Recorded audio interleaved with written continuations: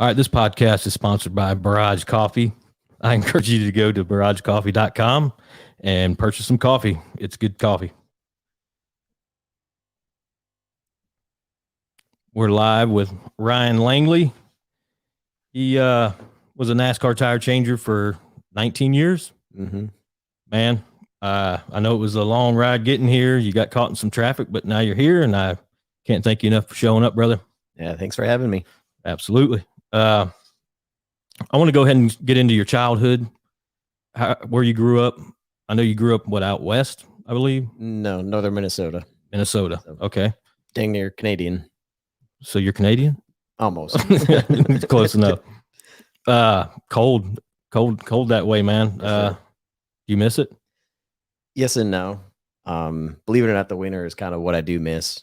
Living in the South or, North Carolina.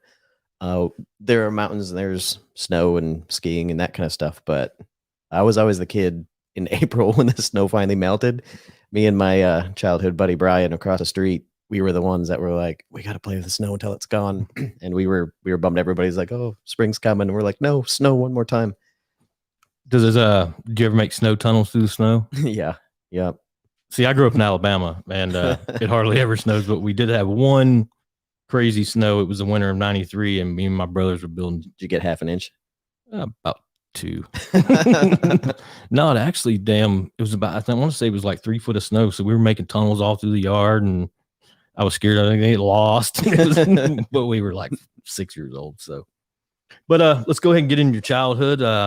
Obviously you had good parents growing up, raised a good guy, always been a good guy in the sport. What was it like? So both my parents were teachers, elementary school teachers. And yeah, I don't know. I couldn't ask for any better parents than I had. It's funny. They both apologized to my sister and I a couple times, like as we grown up, like, oh, sorry, we could have been better parents, could have whatever. And both my sister Janelle and I were like, you couldn't have done any better. Like we're very independent, very, very driven. Yeah, couldn't ask for much better. The nice thing about them being teachers is we got a lot of time for vacations and things to do in the summertime. We had a cabin up north. We still have it.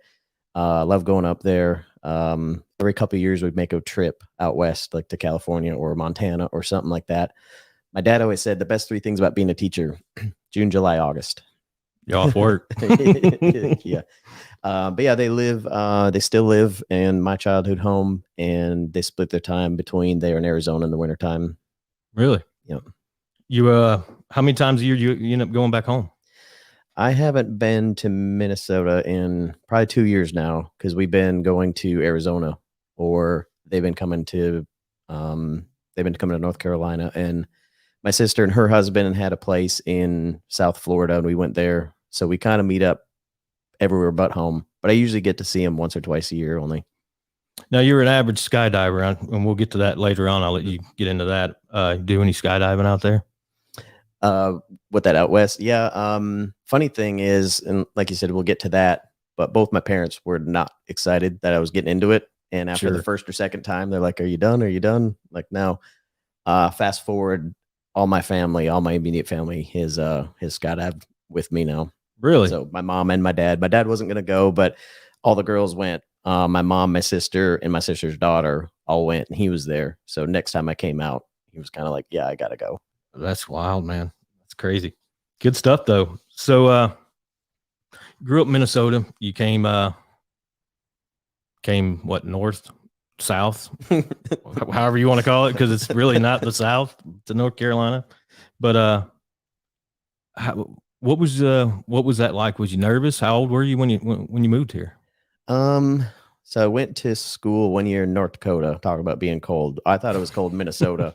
There's nothing in North Dakota to stop the wind. So that was bitter and just, I couldn't wait to get back home. So did one year of college, and then I don't know, probably was 3 years out of high school when I moved down. So early 20s when I moved down. High school, I was really good at school. Like I didn't have to study. All my homework either got done in class or at the school. I'd never had to bring anything home. So when I went to college, I wasn't used to studying and like having to put time into it. And I just didn't want to do it. I got really bad grades. just because I didn't want to put the effort into it. So everybody talked about doing, if you had $1 million, what would you do? If you, just something for a career. And I was really into racing at the time, like mid 90s, late 90s. I really liked that era, and it was a big thing. And I moved down, got into it was a school, Jim and Chuck Bown had a school. You paid to go work for them for 3 months. We did a couple races, almost won one race, and they knew Bobby Daughter. And so I got, they gave me some good references. So Greenlight Racing was my first actually paid job. I'm like, yeah, I'm making $300 a week, $275 a week. I think my first my first job. I'm like, yeah, I made it. So that school, it's in Ashland, right? Ashboro. I was going to go to that, but the class was already started by the time I got out of the military, so I ended up going to the pit school. But yeah, that's cool, man. You're the first person I know that went to that school, and it's cool because I found it online when you were when I was in Kansas, and I was like, oh, I'm going to this school, and it was like I want to say it was like $3,000 or $4,000 to go to that school or something like that. Yeah. Yep. So go ahead.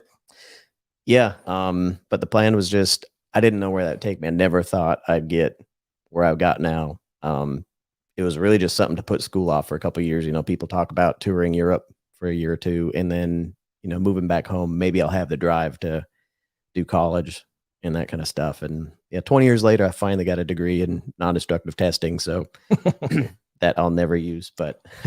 So now when you were in the school, did they train you to be a pit crew guy? Yep. That was the part I liked the most, but you showed up there and the car was beat to hell, just sitting over on jack stands from their last race. And pretty much their thing is like, all right, we're going to get this car ready to go to race, and you guys are going to be the crew, like the weekend crew, the road crew, and the pit crews. They taught us all that. But at the end of the day, like sometimes I think we practice a couple times a day, but that was the part I look forward to. The end of the day, I think it was 3:00. Like we rolled the pit practice car in, and everybody kind of did everything. And then we had a competition to find out who did what. Like there was a little tire changing competition, and those guys could choose to be the tire changers, and then the carriers, and then the jackman, and everything got filled out. So what kind of pit gun were you using back then? Same thing I used my whole career, pretty much. Just Ingersoll Rand, whatever the little Thunder gun kind of that I think most people can buy. Yeah. If you look at the profile picture that I sent you, that's probably up on the link. That was, I still have that gun, but it would have been the same thing, just the yellow Ingersoll Rand gun. Wow.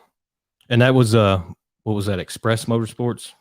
That was Greenlight Racing. Yep, it was Greenlight Racing. People Against Drugs Racing too. I never really understood which one it was. But we went by Greenlight. The vans, everything said People Against Drug PAD Racing, but it was Greenlight. Yeah. And who was the driver? Jason Small. So Bobby Daughter, he ran the team, and that was one thing where they started a second truck team. So Bobby Daughter was 08, and this was the 07 truck I was put on. But Jason Small is a kid from Bakersfield, California. His dad owned, what did he own? I don't think he owned oil fields or anything, but he owned some kind of business out there. And Sunbelt Rentals was on the truck. Somehow they had an affiliation with them.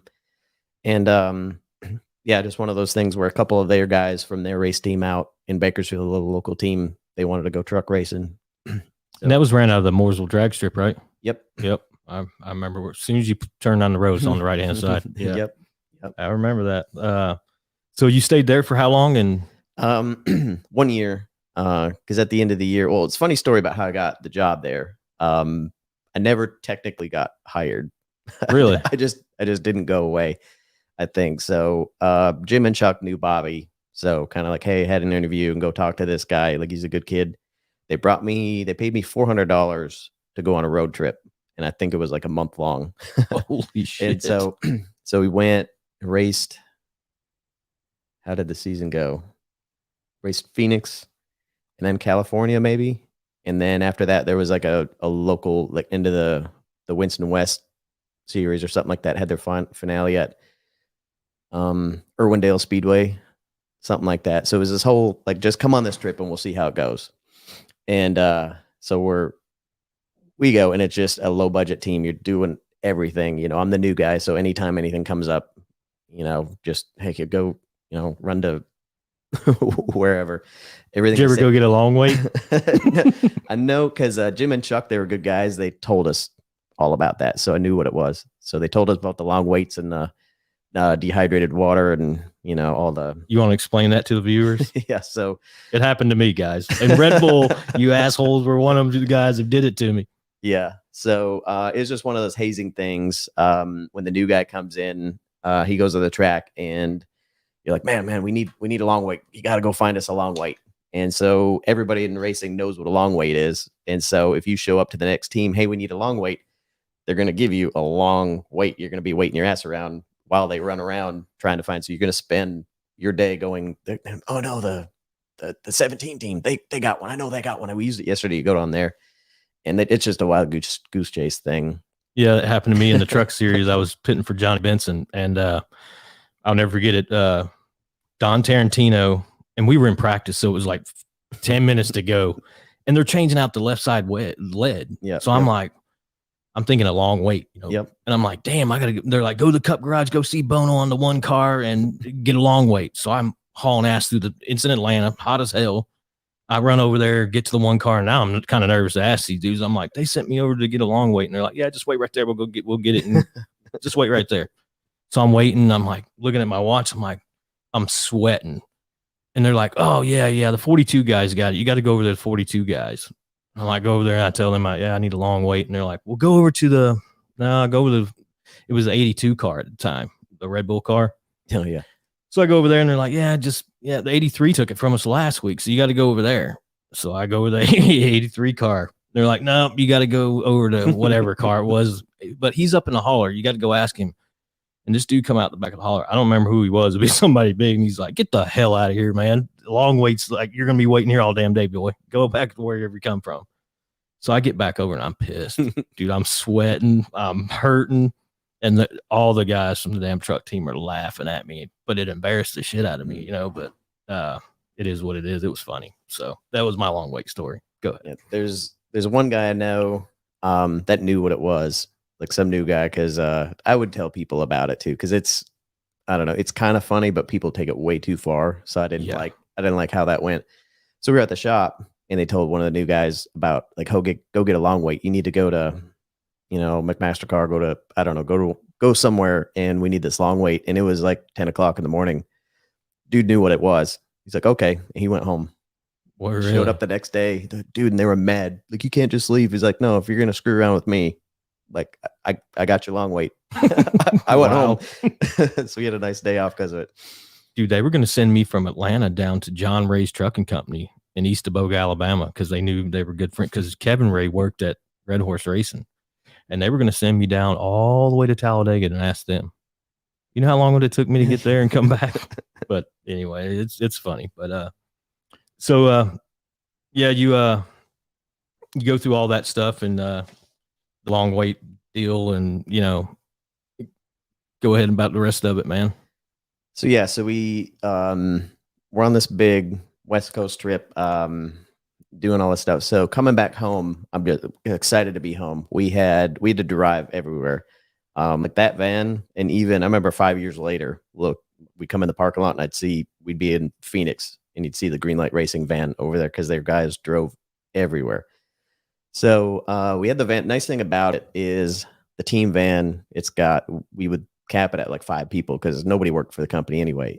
So at least you weren't packed in there, shoulder to shoulder. So everybody had their own seat, and then we also had a dually that had a closed trailer with one of the extra trucks in it.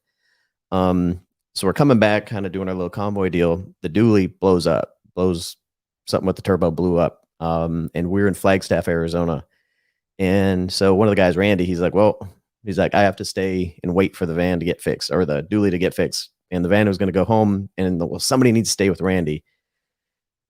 And I'm like, obviously I'm the new guy. Like, it's going to be me. Like, I don't have a choice. I don't want to do this. I can't wait to be home, but I have to do it. So just like, I guess it'll be me. And everybody's like, cool. They're gone in the van. They get home, like 40 hours later. Randy told me later, it was like a year later. He's like, man, that's the time where I knew you're a good dude. Like, you're willing to stay out there. And I'm like, Randy, I didn't have a choice. Like, either I was going to volunteer for it, I was going to get told to do it. So might as well volunteer. So anyway, we get home at, 3 a.m, And Randy's got to work the next day. It was just kind of going to be this trip. And I'm like, well, I don't know what to do. Randy's like, well, I would just show up and talk to Bobby. So we show up a little bit late because I think it was 3 a.m. Randy said, I'm going to come in at 9, which I think we had to work 6 to 6 or something was our normal hours. So 9 was like a half day. So we get there and waiting to talk to Bobby, and sends Randy off to work, and we're doing this and this over here, and Bobby just walks away because he would do that to you. He'd talk to you, and when he was done, it wasn't like, all right, man, well, I'll see you later. He'd just turn and walk away, even if you're kind of mid sentence. So he just turns and walks away, and I'm like, okay, well, I guess I'm working, and just started working. It was after lunch. He walks over to me. He's like, so what are you doing? Like, are you here to work? And we were moving. He had one of his old shops, and we were moving lead. And so we're just like handing lead like in a line to try to put it in the truck and get it to the other shop. And I'm holding this big chunk of lead and I'm looking at him just kind of dumbfounded. And I'm like, yeah. And he's like, all right, well, we'll keep you on till Thanksgiving and then we'll talk about it. And so like, cool. So I kept working through Thanksgiving, and it was the day before we actually got a day off. And we're all just kind of sitting around. He's like, all right, guys, see you Monday. And I was kind of like looking at him, be like, hey, we're going to talk. He just looks like, yep, see you Monday. So I showed up Monday and never had another conversation about it. Just, I was one of their guys. Really? That's awesome, man. So yeah. So I never actually got my first job. I never actually got hired on. That's cool. And how much were you, not trying to be personal, but then when we started, because during the off season, we talked about who's going to be where. And they're like, all right, I think I was making $325 at the time, and I've got up to $375 a week. Like, hell yeah. And then by the time the season started, we got going, they paid me $425 a week. Wow. And I was rolling. I'm like, hell yeah. Way away from what you made your last year, huh? Or while we were at Waltrips. Yeah. Way away from it. Just a little bit. So you stayed there a year, correct? Yep. So we did the whole season, and their whole thing is always budget racing, trying to get to the track and making it work. So they had nothing lined up for the next year. They kept Randy, I think, was the only one that kept on, maybe Alan. And they're just like, guys, like, we don't know what's going on. So if you find something that's good, like, we want everybody back, but do what you can. So I got hired on at Express Motorsports to be their, I think, rear tire changer at the time. Rear tire changer, their tire specialist and interiors. Wow. And a fabricator in the shop. Damn. So making $325 a week. I think that was 600. I went from 325 to 600 because they just won the championship with Mike Bliss, and we had Travis Quapple driving. And spoiler alert, we won the championship that year. So my second year in racing, I was like, man, this is gonna be a good career. Like, I'm already winning championships. This is great. Did you win any races that year? We won one. We second placed them to death that year. I remember. So we're at Bristol. My parents were at the race. And funny thing. So a couple races before, they came to like 3 or 4 races that year. And Bobby's all about, Bobby Daughter, again, all about budget racing, right? So he always needed a catch can guy. And he would just, I remember the first race I was at, they were talking going out to just finding a fan just to hold a catch can. That's fucking crazy. That's what they did for the catch can guy. Just go find somebody over there. Okay, you want to be part of the pit crew? So I don't remember if I asked Bobby or if Bobby asked me or something like that, but my dad ended up being catch can guy for like 3 or 4 races. So he's a professional pit crew. Really? Retired professional pit crew too. Did you have to teach him how to do the adjustments? No, they didn't do any of that stuff. Literally, you just stuck the can in there. Yeah. Just don't drop it. And he was so nervous. First time he did it was Nashville. And wow. The official ran him off because like Truck Series, they impounded the trucks after in between qualifying. And so he's going to go over there to look at it. So he's like touching it and doing all this stuff. I wasn't there, but he's doing that. And the official's like, hey, man, get out of here. He's like, yeah, okay. I thought he was joking. Okay. He was like, no, get out here. He's like, oh, crap. But I was walking with my parents coming back to the hall. And my dad runs over there to go to the bathroom. And my mom was like, oh, he's so nervous. He's going to the bathroom. I'm like, yeah, he probably had to go. No, that's the 5th time he's went in the last 20 minutes. Are you serious? Yeah. So, it was a little nerve wracking though, your first time. Yeah. So by the time we get to Bristol, that was just one of those things when he came to the race, my aunt and uncle, my mom's brother and their family, they would cook dinner for him and stuff. Funny thing is later I'd see something on Facebook to my Uncle Carl, my Aunt Mary. They were at the track with Bobby daughter, like working and doing all this stuff. I'd be somewhere else and I'd just see it like, oh, Really? like, cool. This was like five years later. So No shit. they kept up. So anyway, my dad's working in Bobby daughter's truck and they're pitted like 10 stalls down. And we were going to finish second, I think for the 6th time, 6 or 7, something stupid. And it was demoralizing. Not like, hey man, we're having a really good season. It's like, are you kidding? Like, think about finishing last every week. That's what it felt like. Yeah. So at Bristol and Kevin Harvick's out there leading. And we're just like, I remember sitting on a cooler, just like, second again. Are you kidding me? It's kind of like when I was pitting for Kyle Busch, we won every race. You know what I mean? Everybody else is like, damn. Yeah. And you don't win. You're just bad. And thinking about it, the year before that, we finished 9th was our best finish at Daytona. And it was like, we won. There's 2 teams out there jumping up and down on pit road. The team that won and us. And we finished 10th at Vegas later that year. Same thing. We were so stoked. So I went from that to like second place is a failure. And all of a sudden, so Dave Fuge was well, he wasn't the crew chief. He had Chris be the crew chief because that way, if he got fined or suspended, he could still come to the track. so he always would designate somebody else. But Dave was the spotter, so we hear him. They go by us. We're on the backstretch, so they're getting the white, and he's like, oh, hold on to it, keep going, like, do all this kind of stuff. Sounds like we're wrecking. Like, hold on to it, like keep driving, do this, do that. We're like, oh, we're not even gonna finish second. And he's like, stay with it. Okay, yep, it's okay. Just keep going. You're gonna win. We're like, what? We're gonna win. So we jump up on the wall. Boom, here we come. Drive off into 3 for the last time, and then we look, and Harvick's up here just coming down pit road. That was the race that he blew a tire coming off of 4, getting the white. Really? He hit the wall, and we won the race. So wow. Yeah, my parents are in all the pictures. That's cool, man. Yeah. Not too many people say that. I mean, there's a lot of father-son guys that their father works in the shop, but they don't get to be in victory lane together, No, my dad was a retired teacher. That's crazy. Catch can, man. Yeah, catch can, man. He'll tell you that too. He's like, well, I mean, he was really disappointed when they did away with the catch can. Because that was his thing, because he'd come onto the track and he'd be like, hey, what's your job? And remember being at Red Bull, Brian Deal would be like, oh, I'm the catch can guy. And you're like, okay, well, you need any pointers from an old veteran, like come let me know. Yeah. Deal. Is he still doing it? I don't know. I really only talked to Terry Spalding. I think is the only one that I know for sure is pitting. Everybody else could have like got hurt and retired and moved away for all I know. I haven't kept up with a lot of people, to be honest. Too many changes, man. Too many changes. Yep. Speaking of too many changes, is there more than like 2 or 3 people allowed over the wall, or are they just doing it with one guy now? I assume there's like one guy allowed over the wall now. It's going to come to that. I feel, but that's what got me, man. I don't know. What do you think about it? All the changes. Do you think it's good? No, not good. I don't think I know enough about it to have an opinion. Yeah. To be honest, I do talk to a few people. One of my longest standing tire carriers, Chris Hall, he's over at Gibbs, and I've talked to him a few times. He's big in the coaching staff and a lot of the analysis and stuff. And he thinks it's in a good direction. Like the whole one lug nut thing, they're not trying to do away with pit crew. Back when we were there, it's like NASCAR didn't want pit crew guys. It seemed like they were just trying to make them irrelevant. And the new regime now understands how important it is, but just with the aluminum wheels and the way the car goes, they asked him, the story I got was like, hey, can we still have the 5-lug wheel? And whoever is like developing this whole thing with like, yeah, no, it's fine. As long as all 5 lug nuts are tight, to at least like 60 pounds or something, it'll be fine. And they're like, yeah, but like that never happens. They're like, no, but all 5 need to be tight. Well, what if all 5 aren't tight? Well, then the wheel's going to break.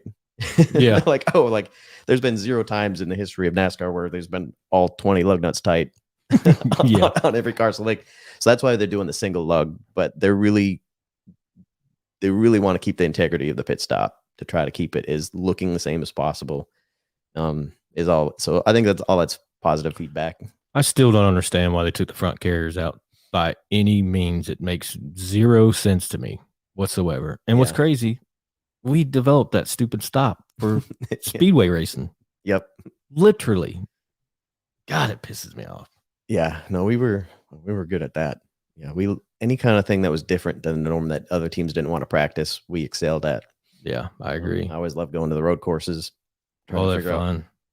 Trying to figure out how to do backwards pit stops. I don't know if everybody knows, but you go to Watkins Glen, and that's the only track at the time that we went clockwise around the track. So when you're coming down pit road, you come from the other direction. So the left side would be the outside of the car instead of the right side. And it was always like, if we're doing 11-second stops, we go to Watkins Glen and they're going to be 14s, and just across the board, everybody's like, well, that's just what it is. And I always wanted, like, man, if we can figure out how to do something 2 seconds faster, we can kill people. And then Terry Spalding figured that out. He's like, I don't know why we're starting on the outside. We just start on the right side of the car, and it's the same pit stop we always do. And we went up there a couple years in a row. Like, I know you were part of that deal, and none of the other teams knew what we were doing. We hammered them. Yeah. It was crazy. Y'all's freaking team were out of control, man. Y'all were, I say this to this day, that 55 team, especially 2015, fastest pit crew on pit road by far. Y'all were badass. Yeah. The 11 and the 43 were really good those years too. But y'all were consistent. I think looking back, that's when people were starting to they would only hit 4 lug nuts. Yeah. And we were always, we were still trying to be legit. And we got credit at the last race of the season for, I think we did a 1089 or something like that. Up to that point, the 11 had a 1092. And like the second to last pit stop at Homestead, we got the fastest stop of the year. I will say that unofficially, the 55 and 11 were the best crews that year by far. 18 was, I want to say the 18 was right behind, but the 55, and I'm not saying because I was a part of MWR at that time, these freaking guys were fast, man. We'd watch your film, you know what I mean? Like, damn. Well, as much as we were an organization together, you're still competing against. Yep. Yeah, and you wanted to beat you guys, you know what I mean? But we had, dude, I wish that place never would have shut down. My God. Yeah, that was the best thing. Yeah, you guys were competitors, but we wanted to beat you because everybody always wants to be the best. But I wanted you guys to be second. Yeah, like I always wanted to beat you. Be like, no, nobody beats you but us. Yeah, and we came in second a lot, but man, that was a good time there, man. But we'll get into Mike Waltrip years in a little bit. So, how long did you stay? You stayed there a year, right? I was there a year. So the driver Travis and I were pretty good buddies. Funny thing, I still own his truck. Really? 2000. So that was through the 2003 year. 2004, I bought his 2000 Ford F-150, and that thing's got 330,000 miles on it, and it's still digging. The one I seen. Yeah, that blue F-150. I was always like, Travis is a good friend, and but besides that, I always wanted him to make it and be like one of the superstars, because I was always going to sell his truck and be like, no, here's the deed. Just think about like, Jimmy Johnson, Dale Earnhardt Jr. If you're like, no, this is like, here's the title. They own that. Somebody would have paid stupid money for it. Oh yeah, but have him sign the steering wheel. I was gonna have him sign the body and the steering, something like that. Every panel on that thing, the hood. Yeah, that's cool, man. So then, what you go to? Was it Bown Racing? So it's Bown Racing, because that was the first year Toyota was in NASCAR. So it was the first Toyota team, and Travis was one of the drivers, and he brought me over there. So we talked about it. Went over there, and funny thing is, I went over there to be with Travis, and I was on the 42 truck. So I was Mike Skinner's front tire changer, and Travis was driving the 24. So turned out they were kind of same thing, competitors, except it wasn't as good as Waltrip Racing. Like, the two teams really didn't like each other. Really? Yeah, we wanted to beat them, but we didn't necessarily. We wanted the team to do well, but like the other pit crew and some of the road guys, like, it was real cliquey, kind of like it wasn't the greatest. It wasn't a big family, kind of like MWR really was. Like, we really loved each other, and there was some people. I got along with everybody. I liked all those guys, but there were some guys on their team that did not like guys on our team, and vice versa. So wow. Who was your carrier then? You remember? Yeah, Ryan Krellin. So he was one of my good friends all through my career. He was between. I'd have to sit down and think about, because when I was at Red Bull, Ryan was my carrier there. But no, I was at MWR for 7 years. So Chris definitely was my main carrier throughout. Like, he was carrying tires. Chris Hall. He was carrying tires for the biggest percentage of my career. But Ryan probably would be second to that. Gotcha. Because we got it to be pretty good buds. And he's one of the guys I really hang out with. Like we're one of the few people in racing you can trust. Yeah. Guys usually have your back and that kind of stuff as far as like how the team goes, but to like really, really trust people, there's not a lot of guys you'd open up to like that. So I agree, 100%. How'd y'all run with Bang Racing? Top 15, top 5? Yeah, so truck series, there was probably only like 15 competitive trucks, I think. So Travis ended up winning the first Toyota race at Michigan. But the Skinner should have won the second race. So we were at Atlanta. Like we went to Daytona. We're competitive down there, and don't know what happened. I remember being damaged, crashed something. I think we blew an engine after we wrecked because we we made it too hot. Our crew chief always knew, like the old Chevy engines, you had, if you run it out of water, you got like 5 or 8 laps before the thing melts down. And the Toyota engine was super light, and I think so. There was a lot of aluminum in there, and it could only make like half a lap before it melted down. And I saw the title of the email between like our company and Toyota and all this kind of stuff, and it was just like, holy shit, was the title of the company, title of the email. It was pictures of the engine like completely melted down. Really? And the Toyota guys were not pleased because they only had so many blocks. So we were not to damage like blocks and things. Like if you blew an engine, like cut it off, you guys are not to push any of this stuff. And he pushed it, and the Toyota guys like, shut it down, bring it in. He's like, no, it'll be fine. It'll be fine. No, it melted. Wow. Yeah. So that did not go over well. No. But so we go to Atlanta, and almost should have won the race. Bobby Hamilton ended up winning. We led quite a bit of the race. Driving off in 3, they ended up side by side, beating and banging each other to the line, and we ended up spinning through the grass and finished the second. It was pretty spectacular. I think he was facing us. We were pretty close to start finish line, and he was sideways through the grass, and he's wheeling. It looks like he's waving at us. We're like, hey, yeah.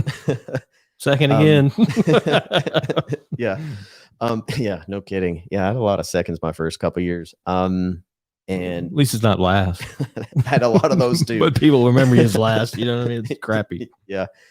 A lot of the other crew chiefs and team owners from all the Chevy teams and the Ford teams and the Dodge teams were furious because Toyota, being this early in the game, shouldn't be this fast. So you guys gave them too much horsepower. You came in this, so they had the chassis dyno was always a big thing in the truck series because everybody comes up be like, yeah, we're getting screwed. And they put one of the Chevys up there, and it I don't remember the numbers. I used to know the numbers. It was like, I want to say it was like 780 horsepower or something like that. They put the one truck up there who was Ted Musgrave. Those guys always had stupid horsepower. There was like, 790 horsepower up on that thing. They put us up there, and everybody's gathering around, be like, this is going to be 820. We were like 740. We were like 50 off. And Rick Wren was my crew chief, and he's another guy that I really got along with. I still keep in contact with him today. He's a really good dude. He was good at everything he did, and he wasn't afraid to tell you how good he was. So a lot of people don't appreciate that, but he's really loyal and really had your back, and really, if you just did your job, you were going to have a job, and that's kind of rare throughout the career. So, but anyway, as everybody turns and walks away, Rick's like yelling to everybody. He's like, "Yep." It's like, you guys just do your homework, make that thing turn in the center of the corner. You could be up here winning races too with all that horsepower you got, just chirping them. Yeah, you can have all the horsepower you want, but if you can't turn, it ain't helping. Yeah. Oh, we should have won that race. But we ended up winning. Travis ended up winning at Michigan, which is a big deal. So that's the first Toyota Nascar win. And you got to have a big motor for that place. Yeah. At that time, so looking back on it, Toyota had all that horsepower in their pocket. Yeah. Like they had an engine that would be in the 790s, but they knew they couldn't bring it out for that reason. So they had to slow play it. And so by the time we get to the end of the season, they're up there with other people. And it was kind of just looked like, no, we worked on it hard. No, their first engine, I think, had 790. Really? Yeah. And they're like, we can't, that's got to stay on the shelf. That's crazy. So how long did you spend there? That was a year. And then, so yeah, funny story. So that was the year that we all got traded. Traded. Our team got traded. So Toyota gave out their sponsorships to only a couple of people. I remember like that's where I knew like Bobby Kennedy and those guys from. They were on the 17 truck. I don't remember the name. There was two other Toyota teams, and I think Darrell Waltrip owned the one, 17. yeah, was it Darrell Waltrip Motorsports or was it? I believe. I don't know. Somebody can Google it if you got your computer up. Google it. Look that up. Hit the comments up. I'll pull them up. Let us know. And then there Please. was another team down at the drag strip. And I forget what team that was. But anyway, like you couldn't just be a Toyota team. Like they had to pick you. And the owner of Bang Racing was this like 20-year-old kid that had all this internet money, and Bang.com was something to do with I never really understood it. You could like buy these nuts, kind of like lug nuts, and do this little thing, and I don't know. It was just a whole internet thing. So he had a lot of money theoretically, but he wasn't liquid at all, and he was supposed to be. So he did a lot of like sketchy stuff to get get a sponsorship. So as we're going throughout the year, this stuff's kind of coming out, and Larry McReynolds was part of the deal, and all of a sudden Larry's not part of our team anymore. And he was always in the shop and talking to us and really buddy.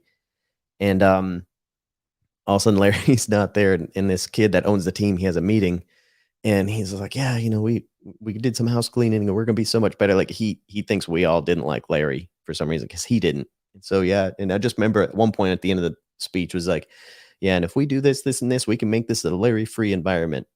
And we're just like, yeah, if you're running Larry McReynolds off, like we know who the problem is. Larry's a great guy. Yeah, for sure. And but he wouldn't talk to us. Like we'd see him in the garage and he'd just ignore us. Really? And I'm like, man, what a dick. Like what's going on?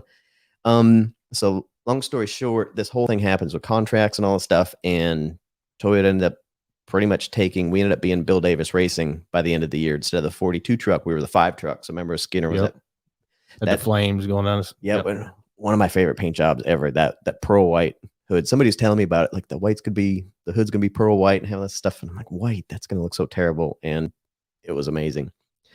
So we kind of got traded to Bill Davis because Toyota was taking their team back, but for some reason the 24 wasn't part of the deal. So they stayed there as Bang Racing, and we were the 5 truck up at Bill Davis. In the first week we were there, like the garage opens and Larry's in our face. He's like, hey guys, oh my God, thank God. And we're like, dude, and we're kind of not happy with them. And we're like, dude, just like whatever, you didn't have time for us. He's like, no, I couldn't. That was part of my contract. Like if I got caught talking to you guys, I could get sued and get fined and all this kind of stuff. So that was part of the deal. And he's like, it killed me because I saw how you guys he saw how we looked at him. We were just like, Larry, and he would just ignore and keep going. He's like, that's the hardest thing he had to do up to that time. And that's messed up. Yeah. So we realized it had nothing to do with him. So so we got traded and we finished the year up at Bill Davis Racing. But that's up pretty close to where we're at, kind of up here. But I lived in Concord, and that was an over an hour drive every day, and I just couldn't do that. So was Johnny Benson a part of that deal too, or was that later on? He may have been. Bill Lester, that was because we were up there, that big, huge, horrific wreck, Texas. We got to see that truck, and so he was driving one of the trucks, and maybe Benson might have been driving the other Bill Davis truck. 23, I think. Yep. Yeah. And that wreck that Bill Lester was in, God, there was a throttle return spring that's supposed to be that long, and the wreck and nothing with it, just the force of the wreck stretched the spring out, and it was like over a foot long. And if you think about it, was just the impact made that spring stretch by itself. It was just. I did a podcast with Bill Lester. Yeah, real good guy. Yeah, you know, he's actually going to come on mine. I did it on NASCAR Daily with him, and I do it with another guy, and super good guy, super nice guy. So yeah, we love those guys up there. They received us really well because there wasn't room in the shop for us, and we just kind of showed up, and I think we spent more money than they did. So we had, with like wheels, and I remember being up there and wheels were a big deal because I was a tire guy and I got a lot of wheels, and it's like all the lug nuts holes are wore out. I always had gauges to test how That was the thing that Rick Wren came up with, how thick it was. And it didn't matter once it got to a certain thickness. If it got worn too much, doesn't matter how much you torque the lug nut, it won't stay. Yeah. So we tested those. Half the wheels weren't any good. And they're like, no, it's fine. It's fine. I'm just like, no, like, we're the tire changer. If this tire comes loose, you're going to blame me. Mm-hmm. So I want all the stuff perfect. And I remember fighting over that. And then there was a lot of the other stuff. I think just what we got paid. We didn't get paid a ton of money, but they told us that when we got there, they're like, we're going to keep you guys at your salary, but you guys are the highest paid people here, just so you know. Really? Like, well, you should start paying your guys a little bit more than. Exactly. But even with that, kind of like just somebody moving in for 6 months at you, taking over your kitchen and taking over your garage, like we got along really good with all those guys. Wow. And yeah, they helped us out a lot. So it ended up being a really fun year, and it could have been something that could have been really miserable. Oh, I can imagine, especially walking into an environment with guys that, I mean, you see them, but you don't know everybody. You know what I mean? And it's like, well, hey, here to pit this truck now. I'm part of this team, but here I am making more money than you. Thanks. Yeah. And we had a lot of pride over our pit stops, because that year we were one of the best truck pit crews out there. So if Cup cars are doing, probably at the time, this would have been 2004, I guess. Yeah, if Cup cars are doing, what were they doing? Like mid 12s at the time. And the truck series, if you're doing like 14s, were really good. And we could consistently be low 14s, and we had a lot of mid high 13s. That's good on a truck. Yeah, so it was just, we kind of had like a Busch Series crew that just worked on a truck series team. And so we were really good on pit road. I remember Ray Dunlap would always come up to us and he'd be like, "Do you guys take two? You guys take two?" Like, no. We finally told him after a while into the season, and we're like, "Ray, just so you know, just assume we do 4. And like, we'll tell you if we do 2. We were that good to where there's no reason for us to take 2. Yeah. And so he was just like, all right. So even on some of the stuff on TV, it was really fun, because they would talk about us. If we're just had an okay truck or we're running 5th, we could put them out in the lead. And that's cool, man. It was a lot of fun. Yeah, especially in the truck series when you're kicking ass. You know what I mean? You're like, yeah, you're the top dog. You know what I mean? Yeah, the 99 truck at Roush, they were good too. Edwards driving that? Yep, it was a white truck. I think he was maybe his second year racing, so they were a really good team. Won races. But we'd beat them off pit road all the time. But they were the clear like number 2 team, I think. But so that'll lead into a story a little bit later, just us two, because we didn't really talk to those guys a lot. And we knew we were good, so we walked by a couple of the other guys on the team. They wanted to really do that. Like, we're not going to talk to them and just stare at them anytime you see it. And yeah, they had this kid on there. Intimidating factor. Yeah, just try to intimidate him. And this kid, Mike Riggs, he was a young kid. He always had the Heelys on his shoes. So he'd be like skating through there. And at the time, he shaved his head, just bald head. And he was just a young kid, just kind of do. And he always seemed like he was by himself. And there'd be like 3 of us walking by, and we just stare at him. Is he still in the sport? He ain't. Yep. Is he? Yep. He's doing shocks on. He works at Petty. Really? No, does he work at Petty? Yeah. Damn. So how long were you a part of, what was it, Bang / Bill Davis Racing? So that was that year. So Ryan and I and Rick, actually, so they hired Rick to be the crew chief at Robert Yates Racing to do their Busch program. And so he brought Ryan and I over there to do that. And it's just like, I can't, like, even Bill Davis, I remember, was talking to us and saying, like, guys, you should be here. And we got room on a Cup car for you guys and all this kind of stuff. And I'm just like, I can't do that. He's like, no, but it's a Cup gig. We got a Cup. And he's like, are you kidding me? You're going to turn down a Cup gig? I remember it was like 7:00 at night. Everybody's gone. And you got Bill Davis looking at you, trying to pitch it to you. And I was like, yeah, I can't believe I'm doing this. But yeah, there's no way I can. Why wouldn't you? It was 2 hours driving every day. Like, it would have just killed my soul. I'm just like, there's no way I could do this. Where were they located? High Point, right? Whew. That is a ways. Yeah, if traffic was good, it was an hour. Wow. It's kind of like going to RCR, man. Yeah. God, I did it for a year and it was miserable. Yeah. But that's good, whatever. It is what it is. We won't go there. So you were part of that for a year? Yep. And that was one of the first times that was like a really tight knit group, because we went through a lot. And so like we had each other's backs. We were really, really close all the time. Like picked on each other all the time, obviously, but like legit. I don't think the 42/5 group, I don't think we ever got in fights, got in arguments, like petty little stuff. Wow. I always get picked on for being short and all that kind of stuff, but nothing real. We're super tight. So then you go to Robert Yates Racing after that? Yep. Cup car? That was the 90 Bush car. Bush car. So they were going to run part-time. That was the nice thing about the deal, is Dale Jarrett and Elliott Sadler were driving. So whenever their companion events, we were going to be there. If it wasn't a companion event where Bush cars are in St. Louis and Cup cars are in Pocono, we're just not going. Really? So we got a lot of time off. That's good. We're like, we're in on that. Yeah, that's always good. But yeah, Ryan and I, we were the younger kids. We were the truck guys. We kind of got looked down on there. Like, we were Rick's guys. We were truck guys. Like, no, this is like a real deal. And we're like, yeah, no, it's still a Bush team. Like, this isn't a Cup. There's a lot of Cup guys that are in the Bush series. Yeah. And it's like, I don't know. So there was some division with that. And then Ryan and I, we played to that a lot. We liked just to annoy those guys, because you could tell they looked down on us. And like the brake truck would come at the same time about every day. Yeah. The brake truck, and everybody come up, brake truck. Mm-hmm. Everybody go coming out of their office or come down from upstairs, whatever, go walk outside. And me and Ryan were putting brake ducts in a car. And it was like, if the brake truck came at 9:00, I think it was probably 8:55 at this time. And we're like, Ryan, you hand me that brake duct. We started doing that.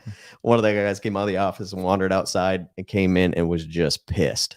Really? And he's like, no, you can't. That's not funny. Whatever. Like, what? No, we said brake duct. We're doing brake ducts. Yeah. Like, no, you're yelling brake truck. I'm like, no, we yell brake duct. Oh, them dudes look forward to that brake truck every day, man. And they were mad. And then one of the other guys, the car chief, so I was the tire guy, right? So you work all off season building the Daytona cars, and you have to have the right tires on to do the setup. So setup usually takes a couple days, and sometimes there's inner liner, sometimes there's not. There's a weight deal, there's a height deal. So you have a specific, like, all right, I had the Daytona tires on, and we're there. It's a little later. We're getting the truck loaded tonight. We're going to Daytona. Like, the truck's going to leave tomorrow. So you're on the setup plate. So yeah, we're waiting for the car to come off the plate so we can do our nut and bolt and put it on the trailer. The trailer's backed up, open up, everything else is loaded. We're just waiting on the car. So they back the car off the scales, put it down, and like, everybody's going to do their 5-minute check on it and load it. I go to the crew chief. I'm like, hey, so when do you want the tires with the liners in it? Do you want that now? And he looked at me and he was pissed. And so I kind of started laughing. He's like, that's not funny. I'm like, no, look, it's fine. And then he wouldn't believe me. So Rick, our crew chief, he's over there. He's laughing. He thinks it's funny. And Ernie's like, no, we got to check this. And he's like, look. So he got out, and I had to prove to him there was liners in it. So we took the tire off and weighed it. Like, see, like, it's like 62 pounds or whatever. That wasn't good enough. Well, wasn't sure how much. Where does it say that's what they weigh and stuff? So I had to put air in the liner, because of course these ones, the setup tires, the inner liner never held air. Mm-hmm. But I'd inflate it enough to show him this. And he's like, this isn't funny. This isn't game to me. This is serious business, all that kind of stuff. Ernie Cope. Yeah. Oh, man. And Rick told him to calm down. So that was one of my first experiences with Ernie. I got along with Ernie a lot after that. Like, he hired me later. And actually it was 2 years ago. He called me, Ernie, what's going on, man? And they needed an interior guy. So he was trying to hire me for the shop. And it was nice for somebody in racing to want you to come back in. And I was like, yeah, I don't miss it enough. So I'm good. I'm happy where I'm at. But yeah, he was not pleased at that. So that was the kind of thing. We were the young, kind of like little jokers that kind of like, yes, it is serious business, but we can still have fun. And there was a lot of guys that were just not about having fun. Yeah. And they just didn't like us. Yeah. Ernie Cope hired me at JTG. Yeah. Good guy. He's real thorough. That's all I'm gonna say. He is thorough. So how did you get to see Robert walking around the shop a lot? Yeah. Great guy. Robert, Doug. Yep. Great guy. Can't believe he's gone, man. That's a crazy deal. Yeah. I seen him in Phoenix, and he looked normal, and then I seen him again, and he went way downhill, man. And it's a sad deal because my dad was a big Ernie Irvin fan and Dale Jarrett fan, and we got to meet him back in the day, and super nice guy. Him and Larry both. So it's just sad to see him go downhill like he did. No, it was great having him around, and he was really cool dude. He talked to everybody. I had a couple conversations with him just in the pit box. He came over, and I'm gluing lug nuts up. And he looks down, and he's like, "What kind of glue are you using?" You know, and I'm like seriously, like a trick question kind of thing. I'm like, the owner of the company. Yeah, I'm just using Norton, just the standard stuff. And he's like, "Huh." He's like, "Yep, him and I forget who else he said, but it was like two of them that kind of came up with that, thinking, hey, if we need to glue these lug nuts on here to make them faster, we don't have to put them on by hand back in the day." And he's like, "That's what we used." Or they used the what was the other one? The one that was more like Gorilla Snot, the real the real yellow. Yeah. And he's like, but he looked at it and he's like, "But no, it's the same stuff." He's like, we always just assume when they started that, they're like, this is good enough, but something's gonna come out later. And never did. We're like, nope, this has been perfect. Like, there's no reason to change. It's if you're gonna design something, it was just like that glue because it needed to hold strong but also stretch. And yeah, so I had a conversation, just me and him, about that for like 20 minutes. Him telling me the whole backstory of gluing lug nuts up. That was really cool. Speaking of lug nuts, what's the craziest thing a fan's asked you about how the lug nuts stay on the tire?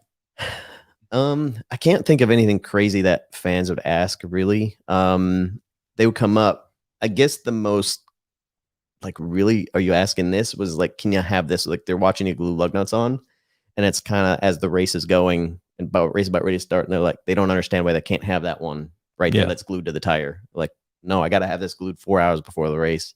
There's a whole process, and they're looking at you, but no, but you have one extra one. Like, can I just have the one off the wheel? Like, no. No, you can't. But I can't think of anything just crazy that somebody asked. There's another one of the guys that worked on one of the Cup cars at Yates, and because I ended up pitting Dale Jarrett's car a lot that year. That was my first. It wasn't my first Cup race, but it was like my first year on this 88 car. And he said fans would come up and ask why you're putting tape on all the tires. Mm-hmm. You know, so for the guys out there, I don't know if everybody knows, but you all the spokes don't all line up with a lug nut the same way. So you mark one spoke, like, this is the spoke I hold. So people are taping these tires on. The fans always want to know. That's the biggest question fans always ask. Like, why are you taping those tires? Why are you taping the tires? And my carrier, he was over there just taping the tires. Fan came up behind him and said, "Hey man, why are you doing that?" And he stops and he looks at it. He kind of looks up in the sky and he looks at the fan. He's like, "You know what? I don't have any idea, but everybody else on pit road is doing it, so I figure I should too." And the fan just looked at him and he sold it completely. Like, I'm just watching this and he's like, purely straight faces, like, "I don't know why, but they are." And the fan was like, "Cool," and walked away. You know, I've been asked that probably 20,000 times, at least 100 times in one.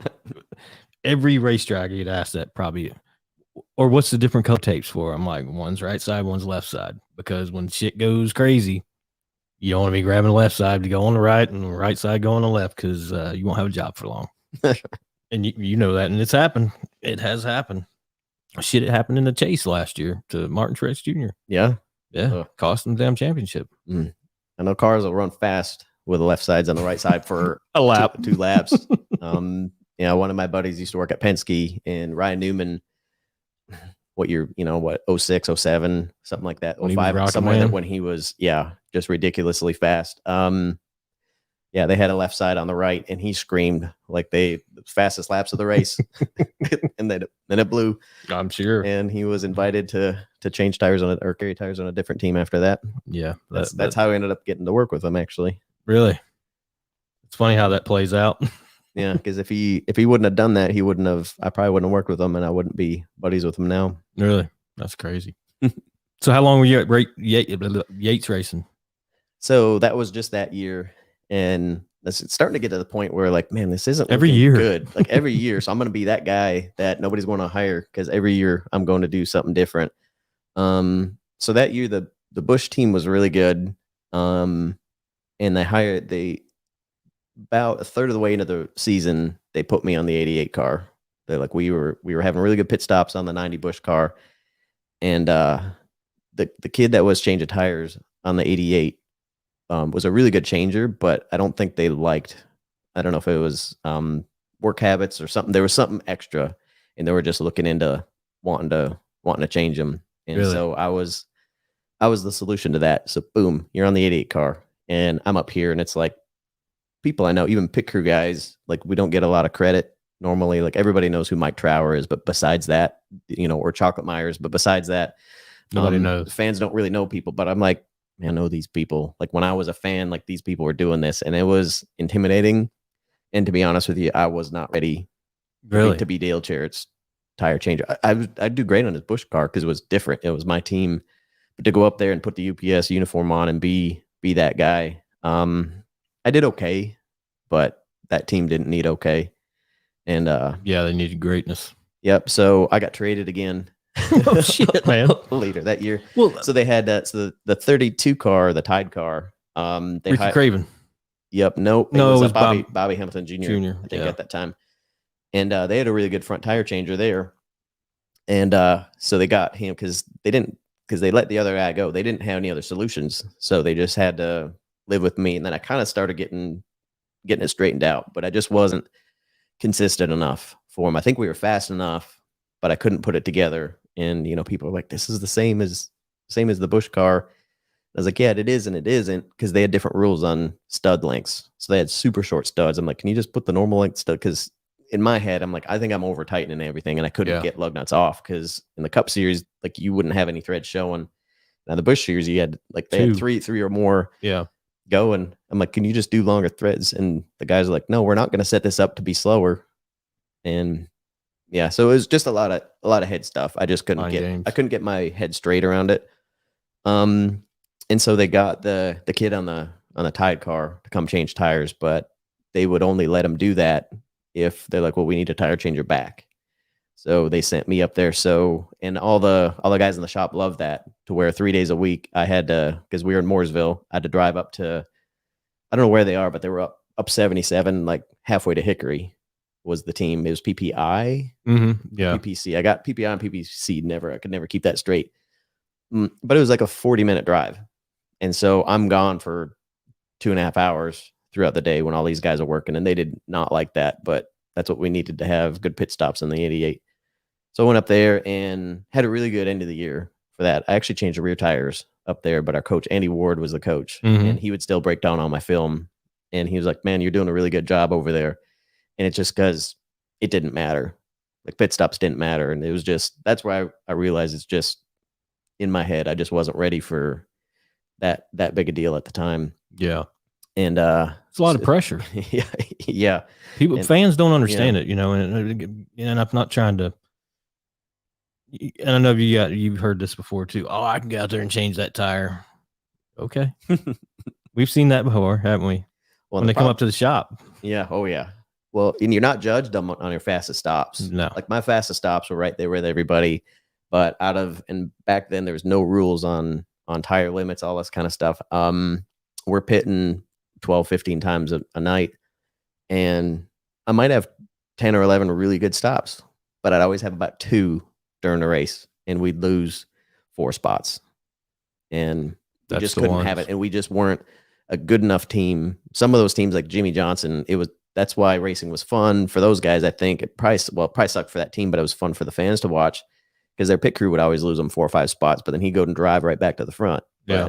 But they didn't have a good enough cars to do that. So if we're running 10th or 8th and you lose 4 spots, you're going to finish 12th, and it's on the pit crew guys. And always falls on us.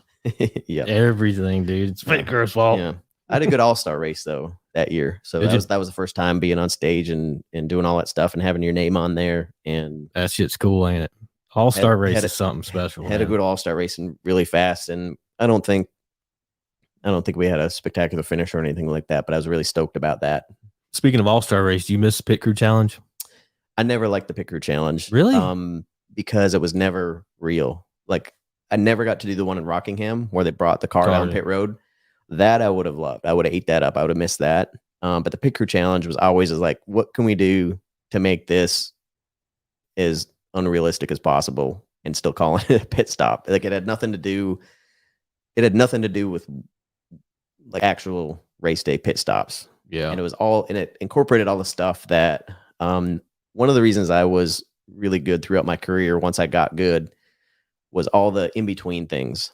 You know, other people had, I didn't have spectacular hand speed, like some of the other guys, and I wasn't, you know, the tallest and strongest guy, that kind of stuff. I was quick around the car, but I really worked on the in between things. Like we'd always have these breakdown sheets and say, hey, this is how fast you hit lug nuts. This is how fast the tire carrier index things.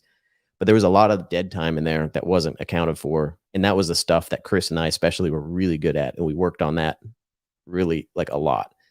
And so what made us really good didn't show in the pit crew challenge. Yeah. It was just like, it didn't matter how fast you hit lug nuts. It was all about how fast you could push a car.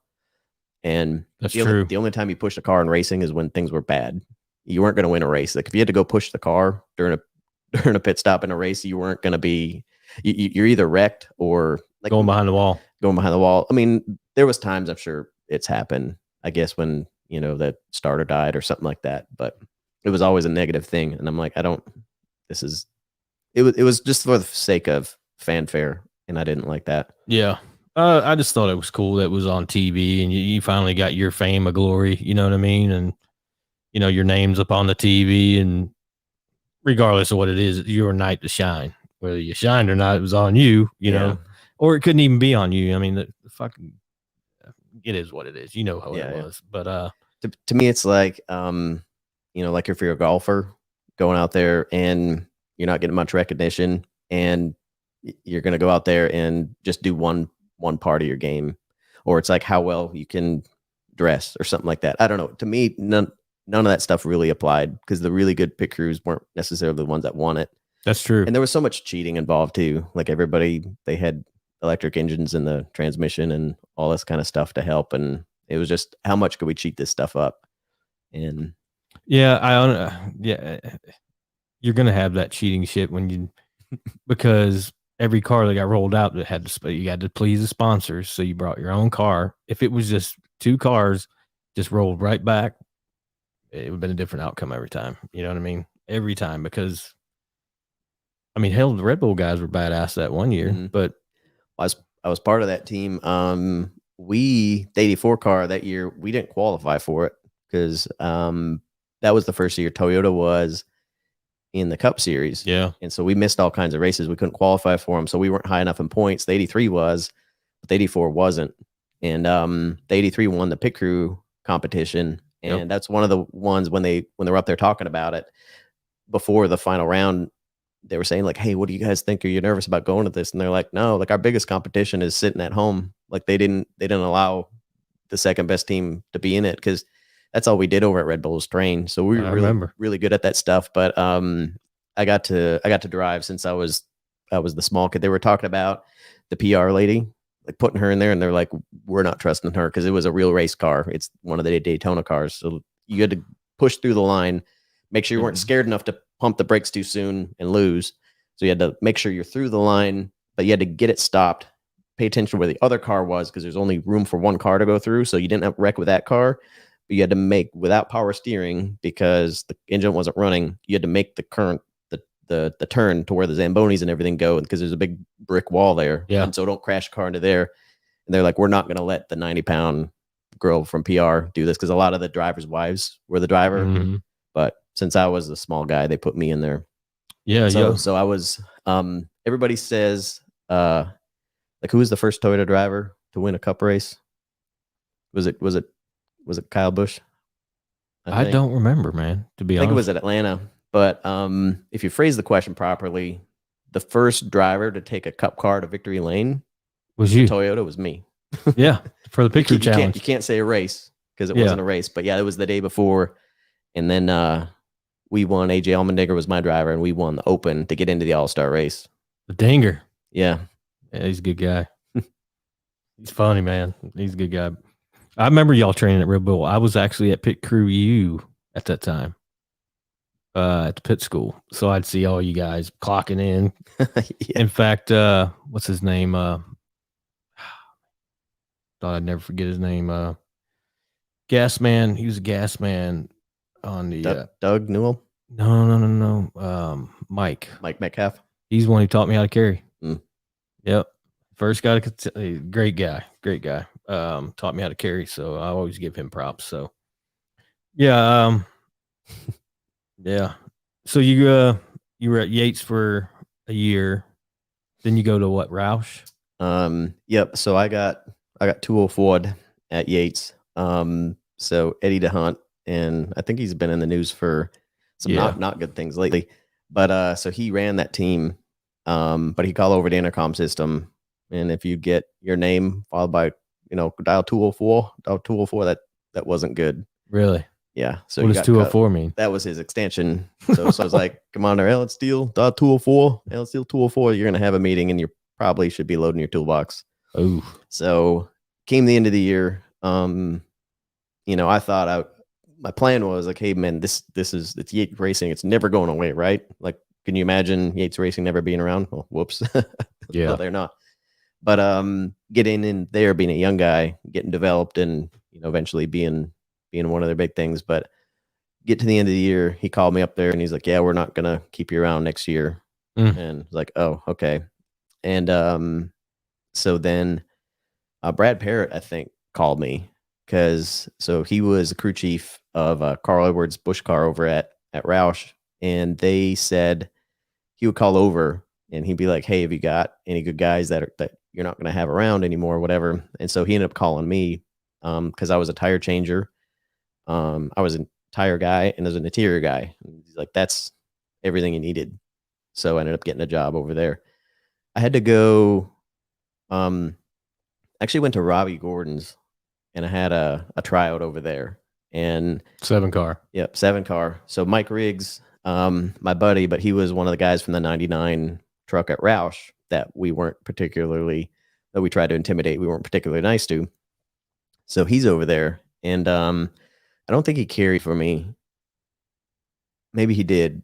It was one of those things where there was a few of us and they would just grab that guy and you guys go. No, grab that guy and you guys go. And had a pretty good tryout. I'm like, all right, because this would be good being on a cup deal. And I recognize some of my shortcomings with that kind of thing. So I'm like, I can do this, especially on a team like this, because the 32 car ran really well. So I'm like, this will be good. I'm a year of this and I can get back into something good. And they just, like when I called them the next day or something like that, they were just like, yeah, we're just going to go in a different direction. I'm like, huh, like that's like, I thought I thought that was going to be my job. So I also went over to Roush and had a tryout over there with their Bush team. And here's Mike Riggs again, because that's what he did. He worked at Roush, but he also pitted the 7 Cup car on Sundays. So he worked at both places. But then he was going to start at full time at Roush, so he wasn't going to be at Robbie Gordon's the whole time. And we have a tryout, and again, like I show up and I start putting oil on some of the lug nuts, like preparing, doing stuff. He goes, how's Brad? And he's like, well, he's doing this and he's doing that, because they had a whole thing about, at the time, they didn't want to oil up all the lug nuts, I think, because they thought that ate away the glue and it made stuff fall off. Mm-hmm. And so he's kind of like telling on me, be like, this isn't what we do. And I'm like, well, these are my tires, so kind of don't worry about it, whole thing. And I could tell he didn't really like me. Went over there, had a normal practice, I think. And went in and talked to Brad later, and he hired me. So found out later. Well, I guess, so let me tell this start. So first day show up and Riggs is there and they're like, well, we don't really have anything for you because it's like the season just ended. He's the shock guy. Just go help him clean shock parts. So we're over there. We're just talking and it was a little uncomfortable, but it was fine. And then we decided to go to lunch. Like, we want to go to lunch? Okay. Well, where you want to go? Like, doesn't matter. He pulls up to wherever. And I was like, oh, I was going to pick this. He's like, no kidding. And that happened for a week. Like, so it turned into a game. Like, all right, we're going to go. And then finally, like, I was like, oh, he'll never guess this. He was like, no shit, I was going to pick this. And so really? we kind of turned into good buds just off of stupid stuff like that. So he told me when we were at Robbie Gordon's, he's like, what did they tell you over there? I'm like, nothing. They didn't hire me. He's like, well, the crew chief came over, the pit crew coach or whoever it was, whoever's in charge came over. And he's like, Riggs, what do you think? He goes, I don't know. I don't like him. I wouldn't hire him. So they didn't. No shit. And Brad came over at Roush when we had the thing over there. He's like, Riggs, what do you think? He goes, I don't know. I don't like him. I wouldn't hire him. And he's like, well, too bad, because there really isn't anybody else. And so they hired me. So Riggs cost me the job at Robbie Gordon's, which forced him to have to work with me. Damn. And then we turned into, like, we're still best buds today. Like, I was in his wedding, and all that stuff, and Really good friends with his wife and their friends. And yeah, him and Ryan are probably two of my closest friends in racing. And yeah, he didn't like me. I didn't really care. I was just one of those assholes from the 42 truck. Yeah. And yeah, he did not like me, but then he grew to like me later. It's crazy how that shit happens, man. So you go to Roush Racing. What car were you on there? 60 car. So we finished second to Kevin Harvick that year by like 20,000 points, because that's the year that Harvick just ran away. We had a really good year. We won 4 races, I think, and really good team. Was that the Save a Lot car? Nope. Henkel was on the car, so a red car with Henkel. AmeriQuest, I think, was some kind of mortgage sponsor. It was mostly like Henkel and AmeriQuest, and I think there was like a special paint scheme that was one of the Henkel products. Like Henkel does. Oh, it was a Dial for Men paint scheme, because Henkel is kind of like Procter and Gamble. They own a lot of things, so Henkel owns Dial soap, and I used to know all the things. I don't know. No, you need to remember it right now. Yeah, turn that computer. Oh yeah. Google. Who was the driver? Carl Edwards. Carl Edwards. Yeah, great guy. And it was a really good thing. I did not love Roush though. Really? Like our team was really good. They were just kind of a big team. It was a privilege to work there. Really? So they didn't pay people at all what they're supposed to get paid. All the people they would hire from within, which sounds good for the most part, but they would tell you, like, hey man, how I was talking about at one of the other jobs of making $600 a week. And it was like, that was okay for one of my first jobs. They were paying kids like $600-800 a week to work on like bush cars, like things that do well. And that, because one of the guys was like, somehow he told me what he's making. He's like, yeah, I'm making really good. I'm like, dang, seriously? He's like, yeah, isn't that good money? I'm like, oh shit, you think that's good? Because they just kind of brainwashing you, telling you like that's what you good think you money. making. They had no idea what other people were making. And yeah, they just weren't. What were other people making? 12, 13, $1,400 a week. Mm-hmm. Yeah, that's what I probably. It was about double. And they would hire guys on for their cup car, and they pay them like $50,000-$60,000 a year to be a good cup pit crew. Because I remember Kurt Busch, didn't he win the championship? Is that the year they had the tire fell off? Yeah, and was bouncing down pit road. I think it was 05, because I started there in 06. Because it was the year before, because I was thinking like, oh dang, like I might end up on one of those cup cars. But those guys didn't. They made half of what they probably should have, even they're really good cup crews. I think they still do it to this day. They do. It's still to this day. Like I know a couple years ago, somebody I was talking to that worked over there was talking about how good they have it. And I'm just like cool. Yeah. Like, all right, if you say so. I remember they had this whole deal, and I won't get into what they were trying to get us to sign, but basically it was a piece of paper just agreeing to be like, this is how I understand bonuses to be paid, kind of thing. But there was a caveat to it that they didn't have in there, so I wouldn't sign the piece of paper. And then I had people from their main office is in Michigan, Livonia, Michigan. So I had like people from Michigan calling me, like, I hear you're not understanding a little bit, so I'm going to try to explain this to you. I'm like, no, I understand completely how it works. I'm just not signing it. She's like, well, what's the confusion then? I said, there's no confusion. That this other part, like you put that in there, and that's the whole point of signing the paper, is saying you're okay with what they're doing. And I'm like, I'm not signing that. Like you can not. She's like, well, you understand it's a bonus. We don't have to pay you. I'm like, then don't pay me. But I'm not going to sign a piece of paper to where you're kind of hosing everybody, and making everybody okay with it. And I ended up talking to the guy that ran the Bush shop. Like he was pissed, and he told my crew chief, PK, Pierre Cattell, really good guy. He was not a company guy either. Mm-hmm. And so he was our crew chief and since it was Carl Edwards' team, we got to do whatever we wanted. Like all those guys were working 14 hours a day, 6 days a week, all that kind of stuff. Once our hauler got loaded, we went home. Really? Didn't matter if we got loaded Wednesdays, like, see you later, guys. I remember I was up there talking to him. One of the other crew chiefs came over. He's like, hey, you gonna have your guys come in tomorrow? And he's like, no, why would I do that? Our hauler's loaded. And he's like, no, my guys are coming in. I don't care if we have to sweep the parking lot. That's like, my guys are going to do that.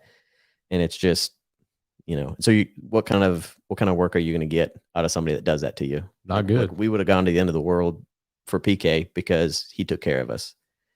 And that's the way it should be. Exactly. Yeah. If you have good guys, I always had the excuse of like, well, if you let this, they're going to half-ass their job just to go home. Not if you get the right guys. We didn't. You know how many things fell off that race car that year? Zero. Yeah. Because we're told as soon as anything like this happens, and sometimes the threat was like, we're not going to do this anymore. That's not going to be the deal. We're going to find somebody that will, because we're not going to screw the other guys on this team. So our little bubble there worked really well. That's cool, man. PK came and he took me in the hauler and he was like, all right, well, I'm supposed to come in here and tell you have to sign this piece of paper. So they telling me I have to tell you that. So I'm telling you that. But they didn't tell me not to tell you to where I'm telling you not to do it. So I just told you to do it. Cool, but don't do it because I'm with you. That's awesome, man. And he's like, yeah, screw them. And that's fucking awesome. Yeah, because he's like, it's bullshit. Like, you shouldn't have to do that. Good job. And it's not gonna save anything.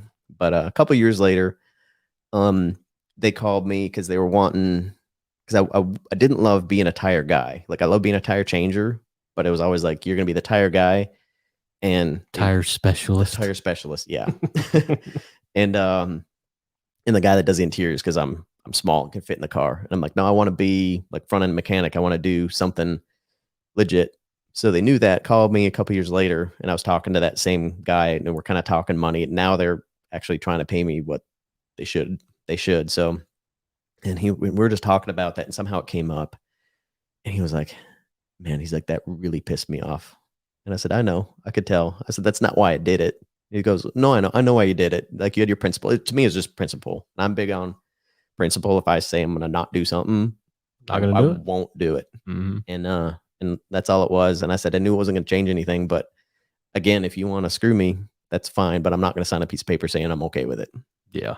I don't blame you. But he said, you were the only person in this entire company that didn't sign it. And he's like, you made my life hard.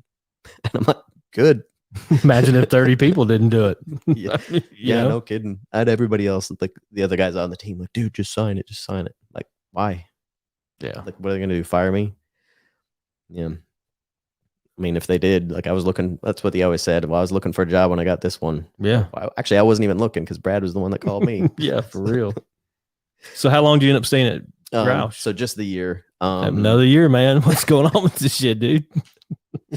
Well, same thing. So I just did not like being there. For the corporate thing, it was different than any other race team. Like, I'd been at Yates thinking like, this is how a real race team runs. And then you go to Roush and they had these magazines that some motorsports magazine said, hey, this is the best, here's the top 10 chassis builders in the world. And there's an F1 team and there's this other stuff. And like, fourth on the list was like Roush Racing, like one of the best chassis builders.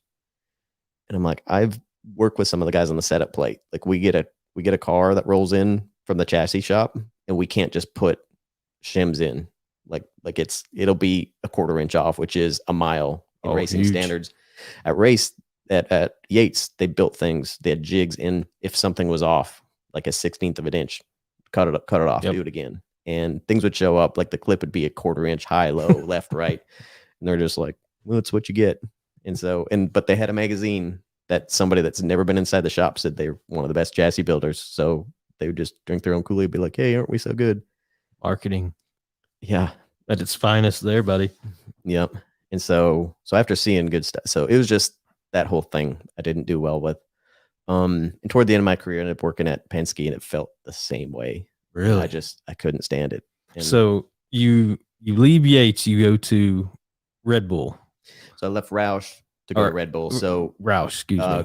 Greg Miller, throughout your course of your career, you have tryouts at different places. And at the end of the season, you've got like 3 or 4 or 5 different choices of things. And you go around or you try out somewhere and they're just like, no, thanks. I was at Evernham one year. That's where I met Miller, Really? Greg Miller. So I was up at Evernham, did a tryout, worst tryout like ever. I could not, What'd you do? I could not hit it low. I had like 3 or 4 stops. They're just like, okay, we're good. Did you have Bobby Burrell hands at that? Yeah. Just something. It was just like, man, I was so embarrassed. I'm like, I have not done that, but thank God it didn't work there. Yeah. Kind of thing. Like, not like it was a good organization. Yeah. But my career path went in such a better way. So, but Greg knew me from up there, and then he'd been scouting people. So he's like, hey, we got this Red Bull deal, and it's going to be pit crew only. And so, I wouldn't have to do tires. I wouldn't have to do interiors, all that kind of stuff. It's like, no, we're going to be full-time. We're only going to be pit crew. Yeah. Now you're into the professional world of being a pit crewman. Yeah. That's it. And you guys were. Yeah. You clocked into workout, practice. I was like, and you were there all day. Yep. Yeah, I remember that, man. And it was, looking back, it was way too much. That's why that deal didn't work over there. You had to glue your damn lug nuts up for practice. Yeah, you did. Shit sucked. But Trent was over there. The young kid Trent. Like, I love that kid. Yeah. He was so good. He was the best pit road driver out of anybody. I agree. They would bring race car drivers over to the pit crew school to practice. Kurt Busch. They couldn't run with Trent. Like, Trent was better. If you could pause a race and pull your driver out, put Trent in for pit road, like, you would have done it. Like, he was that good, because that's what he did all day, is drive pit cars around. It was a quarter-mile track, just paved. Mm-hmm. And so they would just drive around and come in and make it like a real. You had to watch the gate, though. You had to watch the gate, yeah, where the cars drove in and out on the back. I remember somebody hit the gate, and it was Kurt a big Busch. deal. Yeah, Kurt Busch. Right. I remember that. Nope. Yep. I was there. Yeah, me too. That was our deal, where it was Red Bull and Gibbs, and we had our whole big pit crew competition between everybody. Or was it Penske? And no, it was the one where Kurt hit it. It was because he was at Gibbs. Oh yeah, that's right. Yeah, that's so right. it was us and Gibbs, and we're kind of intimidated, because we're like, shit, this is the best pit crews coming in. Yeah. And we ran with them. We didn't run with them on the racetrack. Like, when we went to the track, our stuff didn't go there. But if we brought anybody to pit school, we were gonna wax them. No, it was close, but we could run with anybody. But we go to the racetrack. We were not a mentally strong group. Yeah, I remember working out and practicing and seeing Sean Pete and all them dudes. I'm like, I'm gonna be there one day. I'm gonna be there. When I finally made it, but yeah, how was that? Pretty toxic, actually. Yeah, it seemed like it. Looking back, kind of once the career's over, you kind of analyze stuff, and you're looking back on things. It's like, if you're in a relationship that's really not good, but you're just fighting and trying to make it work and telling yourself you want to be in it and you want to be here. And as soon as you get out of it, and like a year later, once like all the feelings kind of go away, all that, you're like, wow, that was one of the worst things I was a part of. It wasn't that bad. I had that kind of relationship. I got to ask, and not trying to be nosy, man. I was always wanting to ask somebody, but I was so young, green behind the ears. What was y'all's pay? Not much, 70. Really? The 2 tiers, and I'm sure there was more tiers. But the people that had more than 2 years cup experience got like 77,000. And those of us that didn't have that got 70,000. See, they made it off like, oh, they make over 100 grand. No, it's looking back, a couple people did. Yeah. I'm sure I know who. The people that probably didn't deserve it. But we'll get to there. You later in your cup career, you made way more than 100, which was great. Yeah, great place. But I think I didn't even ask for that either. They're just like, here you go. Yeah, like cool. Thanks. So you're gonna pay me how much? Just workout, practice, go home. Okay, cool. Well, I had to be full time for all that. My whole career at MWR was full time. Really? Mm-hmm. But I loved. We'll talk about that. Yeah, in a minute. Great place. So I get hired for the Red Bull deal. So I went and go tell PK, my crew chief, and I'm like, this is happened, like just between me and you. So unofficially, I won't be here next year. And he's like, cool, but I don't want to screw you. So tell me how you want me to do it. He's like, cool. Well, don't worry, because this is like a couple months with the season to go. And he's like, just cool. Thank you. Appreciate that. But just keep it to yourself. And like, all right. And then just when the season come, like with 2 weeks to go in the season, put your 2 weeks in then. Yeah. I was like, all right, so that's what I did. And that was so nice because then they started doing all these contracts, and they start handing contracts out, and people are like, it's supposed to be a benefit. But the contract was like 5-year contracts and stuff, and like things you can't get out of. And contracts in racing are 100% for The team. the teams. And everybody else, it's so funny. All the picker guys would always be like, well, it's not legal if we take them to court. Like, it's not legal. It doesn't have to be legal. All the teams agree to honor the contracts, because that way all their contracts are valid too. So for the most part, there's been a couple things that are a little iffy here and there kind of later, but for the most part, teams honor the contract. So if another team asks you, are you on a contract? You say, yeah. They're like, I'm not talking to you. Yep. Then there's nothing you can do. But that's exactly how it happens. Yep. But there's the whole thing with over there, they're trying to put, and it was like 5-year contracts. Wow. And it's like, and they kind of were forcing people, like, you either have to sign it or we're going to get somebody else. And so I'm starting hearing about this, and I was like, God, like, please don't come to me. Please don't come to me. And one of the guys told PK, he's like, yeah, you need to get your guy like in line a little bit more. And I was a good guy, like day to day, but that's really my only thing. Like, I stuck to my principle, but I'm still going to work my ass off and do my job and be a good teammate to everybody else around. But they're kind of like, you need to get him in line and get him to sign that thing. And, he's probably wondering why he doesn't have a contract, and that's why. If he would have been doing that, like, he would already had a contract. And PK was like, I don't think he wants one. Yeah. And thank God I didn't have to do that. But so I went up to talk to, I forget his name, but he was like the GM of the Busch side. Mm-hmm. And I went in there to talk to him about something, and he was like, how'd it go? And did he want to talk about next year? I forget something, but he was kind of like, wasn't going to have time for me. And I'm like, dude, but basically, I just letting I'm putting in my 2 weeks. And he was just dumbfounded. He's like, you're going to leave Roush Racing? I'm like, yeah, I'm going to leave here. Yeah. And he's like, why would you do that? And I'm like, because I'm about to get paid. It wasn't even about that. It's just, you take care of people. Yeah. And I'll do that. And I remember one of the girls that worked there, like the HR girl, she was talking about something, and it was kind of toward the end of the year, and she was just, and we're kind of like joking with her about something, and she looked at me, she's like, yeah, she's like, next year I'll do this and this, and I'll get you guys. And I kind of looked at her, I'm like, great. Yeah. And so later, when I'm signing the paperwork for all this, she was like, yeah, she's like, I knew this was happening from that time that just the way I reacted from, I can't remember what the interaction was, but that was pretty funny. That felt really good. Yeah, I imagine. To be in there, because they just wanted you under their thumb. And yeah, so I rolled my toolbox out and rolled it next door. Literally, because the shop was next door. And yeah, so off to Red Bull. And you practice. So real quick, the last thing though, talk about drivers and people taking care of you. One of the hardest things I had to do. So we're at Homestead, and being the interior guy, I'm in there, like, I've got everything the way Carl wants it, and everything, and you got. Well, you form a relationship with that guy because you're doing all his shit the way he wants it. And you put the window net up, and you're probably the last guy to touch him before he goes out there to shake hands and do whatever. So we're sitting in there, and we're waiting for the national anthem. And it was probably after the national anthem, because he was in the car, and he starts going, and we're just kind of like waiting. Like, they usually tell you like, 10 minutes or 5 minutes. So he's just sitting there, and he's like, hey, come over here. And he's like, hey, you're going to be here next year, right? Oh, and I'm like, are you kidding me? You're going to ask me this right before you're going to roll out on this racetrack? Damn. And I'm just like, well, I said, we'll talk about it later. He's like, are you shitting me? He's like, where are you going? And I'm like, just, I was trying to like deflect it. He's like, dude, where are you going? I was like, I'm going to Red Bull. He's like, oh. And so later he said, he went and asked Jack. He's like, dude, how come we lose all our good guys? And Jack's like, I guess because we don't pay them what we should, or we don't pay them as much as other people, or something like that. Wow. And he was like, well, and he was trying to say, like, I will pay them to keep them. He's like, no, these guys aren't worth that.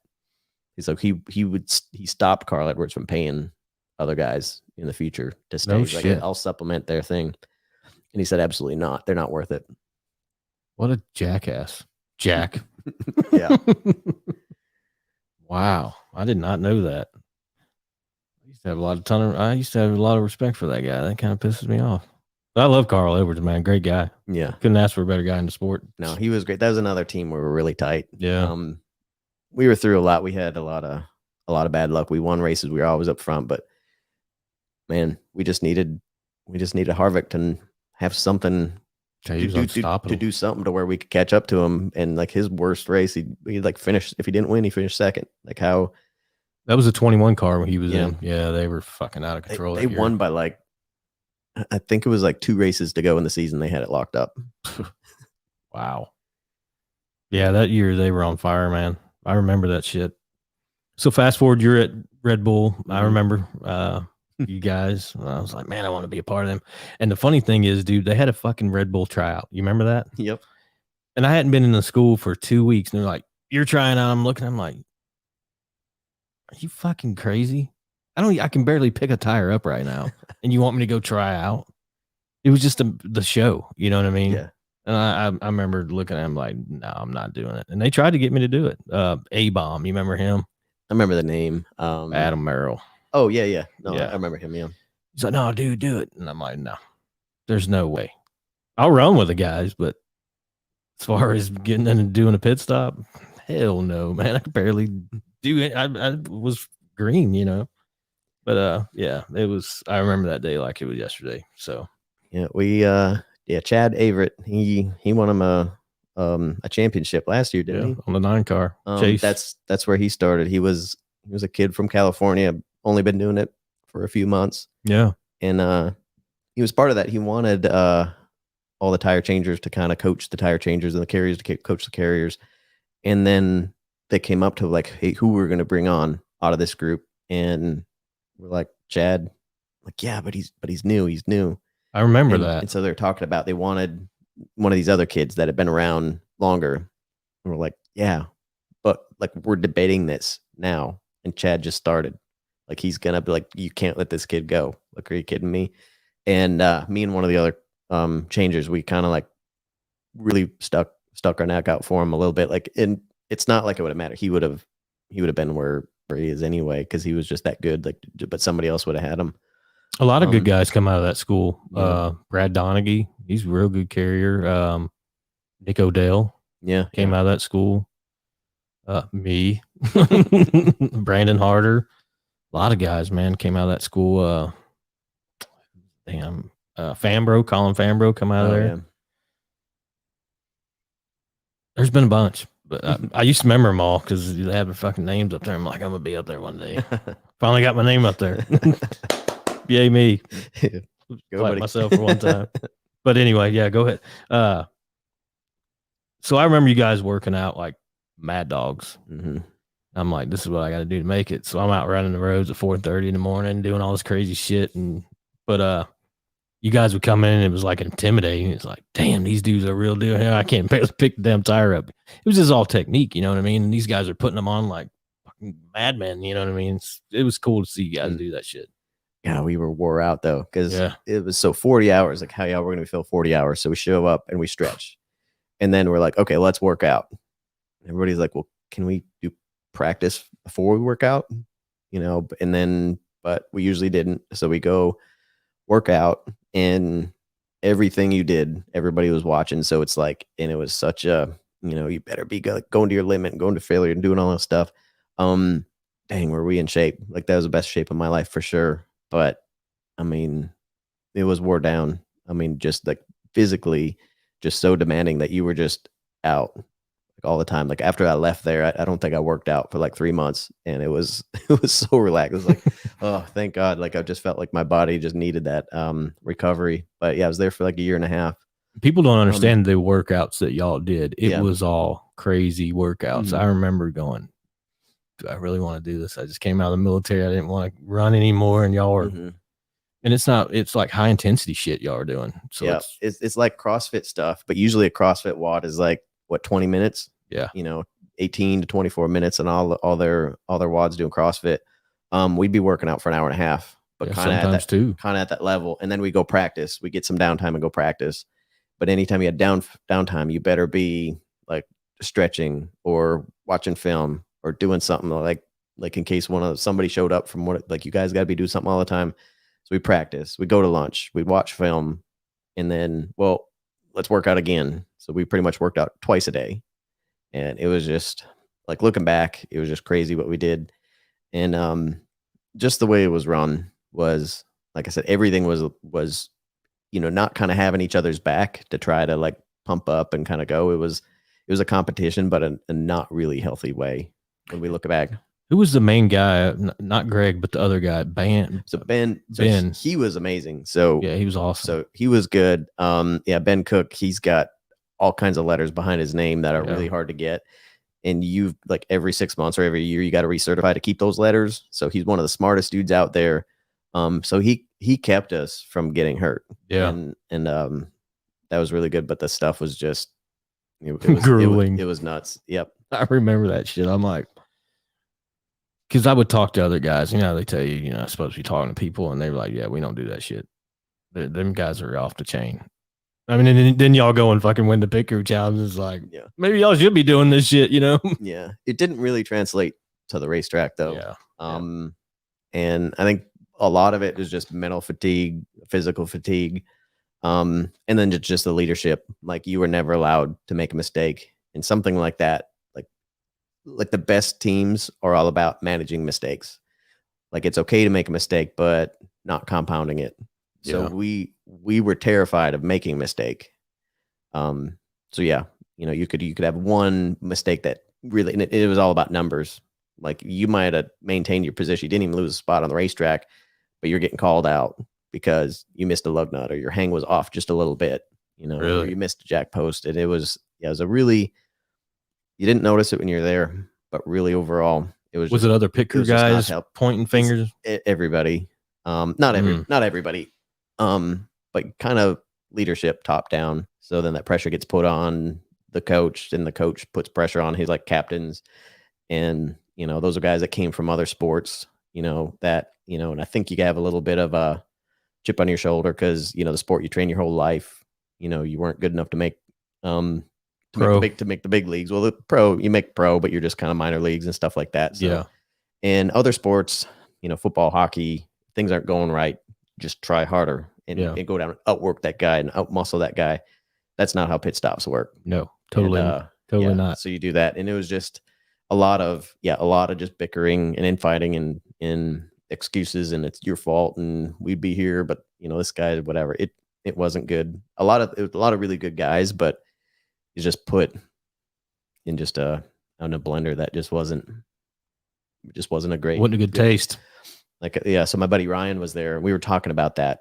He's like, remember how when we were there, like, man, isn't this great? This is all we're doing. And this is like glory year kind of stuff. And he asked me, he's like, what do you think looking back? And I'm like, I feel like that's a really toxic environment. And he's like, that's exactly, well, like looking back, we have the same thoughts on it. So, yeah. So how many years did you spend there? Year and a half. Finally. Who was your driver, Brian? Scott Speed first, right? No, Allmendinger. Dinger. What car did Scott Speed drive? So after 2 years, Scott Speed took over for Allmendinger. That's right. Okay. Yeah. I was on the 83 for a couple of races. With Vickers. Yep, because they kind of did the thing that where they were trying to figure out a way to, one of the big visions of like, hey, we should have 3 good pit crews, and like whoever does the best in practice, you're on that car. Whoever does the second best practice, you're on that car, and the third best, you're the home team, and you don't go to the track. And every team, and it rotates. Like that was that's what they wanted to do with it, is or have a rotation, kind of like you go to 2 races, then you have a race off, and that's bonkers. That's never gonna work. No, you don't form that chemistry that way. Yeah, that's like Patrick Mahomes being like, cool, we're gonna get another quarterback that we think is gonna be just as good, and you guys are gonna alternate games. Yeah, like doesn't work right. No, that's not gonna work. But it was just stuff like that, and Ryan and I, we'd always talk about, hey, what's the philosophy this week? Because I was like, okay, guys, we're going to do things different this week. So we would never have a philosophy and stick to it. And it'd be like, okay, hey, this week we're going to think about this. Hey, I put a green sock on my right foot this week and we did well. So everybody wear green socks on their right foot. Like we didn't actually do that, but that was the mentality. Yeah. Things that didn't have anything to do with anything. Like, hey, we better better all do this. And it was all a show. So when we get to the racetrack, let's all gather up. And before the race, we're all going to, like an hour before the race, we're all going to stretch together in the garage and make a show of it. I remember And that. we're going to do all this kind of stuff. And I hated that. Yeah. Because look at the Red Bull guys. They're all in there looking like fucking. Yeah. Because, nobody would show up on time. So it's later. And I'm more about my whole racing career preparedness. That was my whole thing. Yep. I'm prepared. So glue needs so much time to dry. So I need to do 4 hours on the glue that I used. I want 4 hours at least. And I don't care if it's 3 days, somewhere between 4 hours and a week. Like if we race the next day, we got rained out, I wouldn't re-glue lug nuts because the stuff I use, it was different than what most everybody used. And it stayed stretchy the whole time. And the glue that everybody else used, it was kind of, they had a window. Like after like 7 hours, it's gonna be too brittle. But I wouldn't do that. But so I had a whole procedure. Like, so I glue my lug nuts up, and then you'd finish setting your pit box. If everything's ready, you go to the hauler and you had a meeting with the crew chief and the whole team meeting there. And then I'd want to go to pit road and tend to my lug nuts, because like the extra glue that's on the back, I would try to pick that out and lube up everything, get everything where it needed to be. Well, during the time I would normally do that, now we got to meet and do this whole stretching thing. Like, no, guys, but like this is just going to keep your mind at ease. We're just going to relax. Like, cool, but I got stuff that I need to do, and I'm not doing it. So my mind it cannot be relaxed until I finish that. So this isn't going to work for me. Yeah. But you would be in trouble if you didn't. So you had to go, and then guys would be late, and we'd be waiting. And, now it'd be like 20 minutes before the race. I'm trying to pick all my lug nuts and doing this and scrambling. Now the national anthem's Explain happening. to the viewers why you picked them lug nuts. So glue. Yeah. So we glue all our lug nuts on, and it's a glue that's kind of stretchy because we want it to be strong to stay on, but also pliable, because as the stud goes through the wheel, it needs to stretch so it stays on that stud. But you don't want too much glue, because then it'll gum all the threads up. So during the race, now you got glue in the threads, so you'd pick the excess off the back, and you put lube in the threads to allow it to spin better. And then also the lube I used kept it clean. So because even as you go, as it stretches out and spins, all that glue is getting into the threads anyway.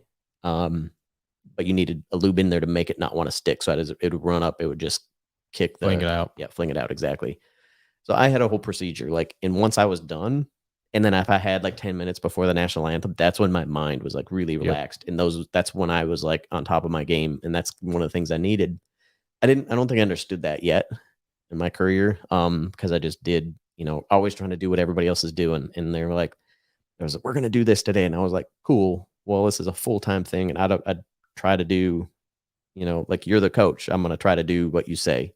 Like, going back to Roush, that wasn't, not signing that piece of paper had nothing to do with pit stops. Like, but if they told me you got to use this stuff and do this, I'd be like, yes, sir. So yeah, but I just needed my process, and we didn't get that. And it was all for show. Yeah. More than anything. If there was any kind of reporter that wanted to come see us, like, they were always there. And and then the people that were in charge of doing that, like, oh, there's going to be a reporter here today. And we're like, no, that's what you want. You want your name in the headlines. Yeah. And you act like you didn't want it, but you're the ones out here going to get it. Exactly. I know a few of them. I know exactly what you're talking about. Yeah. But but yeah, I mean, ridiculous athletes and so many guys. There were some freaks. So many really good pit crew guys, but I just don't think it was set up to like, there's nothing you can do 40 hours a week with pit stops that's gonna work. No. You're gonna get burnt out more than anything. Yep. Fast forward to now, most teams have guys that are pit crew only that don't work in the shop. But you pretty much show up, you practice, you work out, maybe watch film, you go home. Like you're putting 4 hours is a long day probably. And that's kind of the industry standard. And we were doing like 8 to 10 hours at the shop doing this stuff. And it's just like, it's too much. And you weren't allowed to just kind of hang out and not do anything. So you had to be doing something the whole time. So it was too much. Yeah, I get it. So then you leave Red Bull, you go to the greatest. So, well, I got, not yet. Cause, so I got invited to no longer participate with Red Bull halfway through the season. Really? Yep. So, got fired. Don't say fired. You got let go. I got fired. Whatever, All got right. let go. All But right, you got fired. You got but yeah, fired, boy.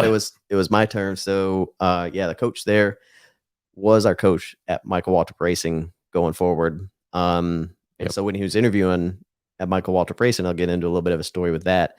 He was like, "Cool, I'll see you at the racetrack this week." I'm like, "No, we got a lot to talk about." So I went up and talked because I was ready to turn the job down at MWR, and sat down and was like, "All right, you need to shoot me straight. Like, tell me what happened at Red Bull." And it was just like, we're just getting so much pressure from the big wigs over here, and performance just wasn't where it needed to be across the board. We just let Andy Turner, one of the most consistent jackmen, go. He just got let go because he was really kind of a quiet guy and just did his job. And they figured, well, we're just the rifleman. I think they just figured like nobody's really going to miss him, and so he didn't stand out. So like, sorry, like Turner was one of the last people I would have fired probably over there. Yeah, quiet guy. Yeah, and so it was my turn. They changed the rear carrier. Who was that? A couple weeks ago. I forget. I don't remember, but we put some other kid in there, and he put the rear tires on backwards, and at Richmond, and then said he didn't. He's like, "No, I didn't." Like, no, it's on film. Yeah, you did that. Well, the behind the wall guy handed me the wrong tire. Like, no, that's doesn't matter if he hands you the wrong tire. It's your responsibility. That's why you tape different colors. So yeah, he had all this kind of stuff. So he was still working there, and it was just my turn. So you're next on the chopping block. I was next. Yep. Yeah, crazy. Yep. I wasn't buddies with the crew chief, and I didn't date the PR girl and all that kind of stuff. That's specifically what he told me during our meeting. He's like, wow. you weren't buddies with crew chief, and you weren't dating the PR girl, so it was your turn. Like 10-4. Okay. All right. So then you go to MWR. Well, so now I have half a season. Okay. Where we're not doing anything. So ended up pitting for Robbie Gordon. So ended up got my job seven car finally. Been waiting my whole career for this, right? But you're still practicing beside your old guys at the pit school, right? No, they practiced at Robbie Gordon. They used to practice at the pit school. Yep, before that, like the year before, I think. Yeah. This wasn't there. You showed up at the shop and glued up a couple. That was a speed car, right? Orange color car. Yep. Yeah. Yep. Yeah. His energy drink thing. Yeah. Yep. Did he have No Fear or something on it too? Yeah. Or I believe so. Or it was something else. Yeah. Boris, when I was at Roush, we got to pit. Boris said anytime we drove the Cup car, and I love that guy. That guy really loved us too. So good guy. Came out. We won the pole at Daytona. So that was the Cup shop. I remember that. And I've got a pole award from that. So Cup pole award for is a 60 car, I guess, the Cup car, right? Because Carl was 99 in the Cup series. Yeah. So that was No Fear. And so he brought a pole award to all us guys on the pit crew. That's cool. And I looked at him and I said, I had zero, like I didn't even touch this car till we did pit stop, right? Like we have no say over that. And he put his hand out, and he was a tall dude. He just put his hand on his back and just smiled. He goes, "That doesn't matter. We're a team, brother." Yeah. And he's like, "I care." Dude. He's like, unlike some other drivers in the Cup side, he's like, "I care about my guys, and I don't care. We're a team, and we're part of this." And it's like, dang. That's awesome. Yeah. Makes you feel a part of something. Yeah. It's kind of like I got that one from Timothy, signed by him. The viewers can't see it's behind it, but you can see the score pylon. It was cool for him to do, and he signed everything for us and stuff. Real cool. So it makes you feel a part of something, it makes you feel wanted and like you've done something. I've had drivers that I didn't pit for that were teammates that thought I was their tire changer. No shit. And I'm like, cool, it's that kid over there, right? Because they don't know, but it's like Mark Martin was really good to us. Boris said was really good to us. David Reagan was really good to us. Like Mark Martin knew Chris's wife's name and Chris's kids' names. Really? And David Reagan, he came skydiving with me. No shit. Yeah. Like we had all our stuff on. It was later when I was at Stewart Haas. I pitted, it was the 38 car. So it wasn't a Stewart Haas car, but we were Stewart Haas pit crew. And so we got our, Camping World stuff. Yeah. It was on, what's the show in the middle of the week? The Race Hub or whatever. Speed. Race Hub. Race Hub, yeah. Yeah. So that was a Race Hub episode. Cool deal. I have to look that up. Came down. Yeah. Wow. Yeah, that was a good deal. So yeah, I got lucky to have drivers that really cared about us, because there's some Yeah. other drivers that just They don't give a shit. don't give a shit. Yep. So Exactly. you did a half a year on a 7. Yep, and that was real nice, because so we just kind of go over there, show up, glue up some lug nuts, do some pit stops. Robbie was always an indie guy, so he's like, I stop on my front changer. So the first day was there, he's like, we're gonna do this. So you run out there and get on your knees, and I'm gonna put the wheel right in front of you. And he would. Really? And yeah, but Nervous at all? well, yeah, because like I usually want to go out there and receive the car. Yeah. And then there was one time he goes blowing past, like the last stop, he goes blowing past, get up, hop over, adjust, do the pit stop, still a good pit stop. And I look at him like, I thought you did this every time. He's just laughing. He's like, well, I got to give you one to see how you act. All right. What'd you do? Throw the hose up over the car? I don't remember, but yeah, I made it work. Yeah. But we almost never practiced there. There was weeks to where we didn't practice, and we actually were really good. Like I was way better on the Robbie Gordon car than I was at Red Bull. No pressure. Well, a little bit of that, but everything that they're telling you to do, because I know, like if I pull the tire this way, or if I got my gun at this air pressure, I know myself, but I would always do what the coaches are doing, because if you don't do what they're doing, they're, it's their deal. Like if they say, use this, you have to use it. And then that's when I realized I did everything for them and still got fired. So the rest of my career, I'm like, I know what I need to do, and I'm going to make sure I'm there. That's when I turned from like, I was an okay tire changer. That was my going into like a really great tire changer. I learned some good lessons. So I don't regret any of that stuff, because it made me the tire changer that I was later. So it was actually a great thing that happened to you. For sure. Yeah. I don't think I would have been the tire changer I was at MWR if it wasn't for Red Bull and all that stuff. Yeah. So then you get to MWR, which is so before that. So that we finished out the season. Keep throwing monkey wrenches at me, man.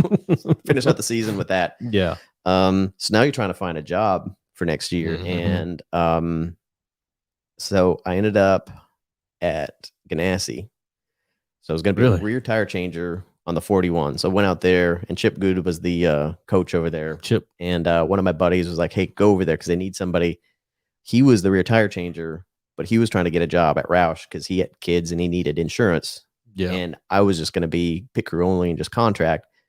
And so we were both going to make more money doing that. Like, because if I ended up going to, because they wanted to hire me at Roush and they wanted him to stay at Ganassi, we flip-flop jobs, getting paid the same amount of money. It ended up working better. I'm like, man, rear tire changers, I haven't done rears in forever.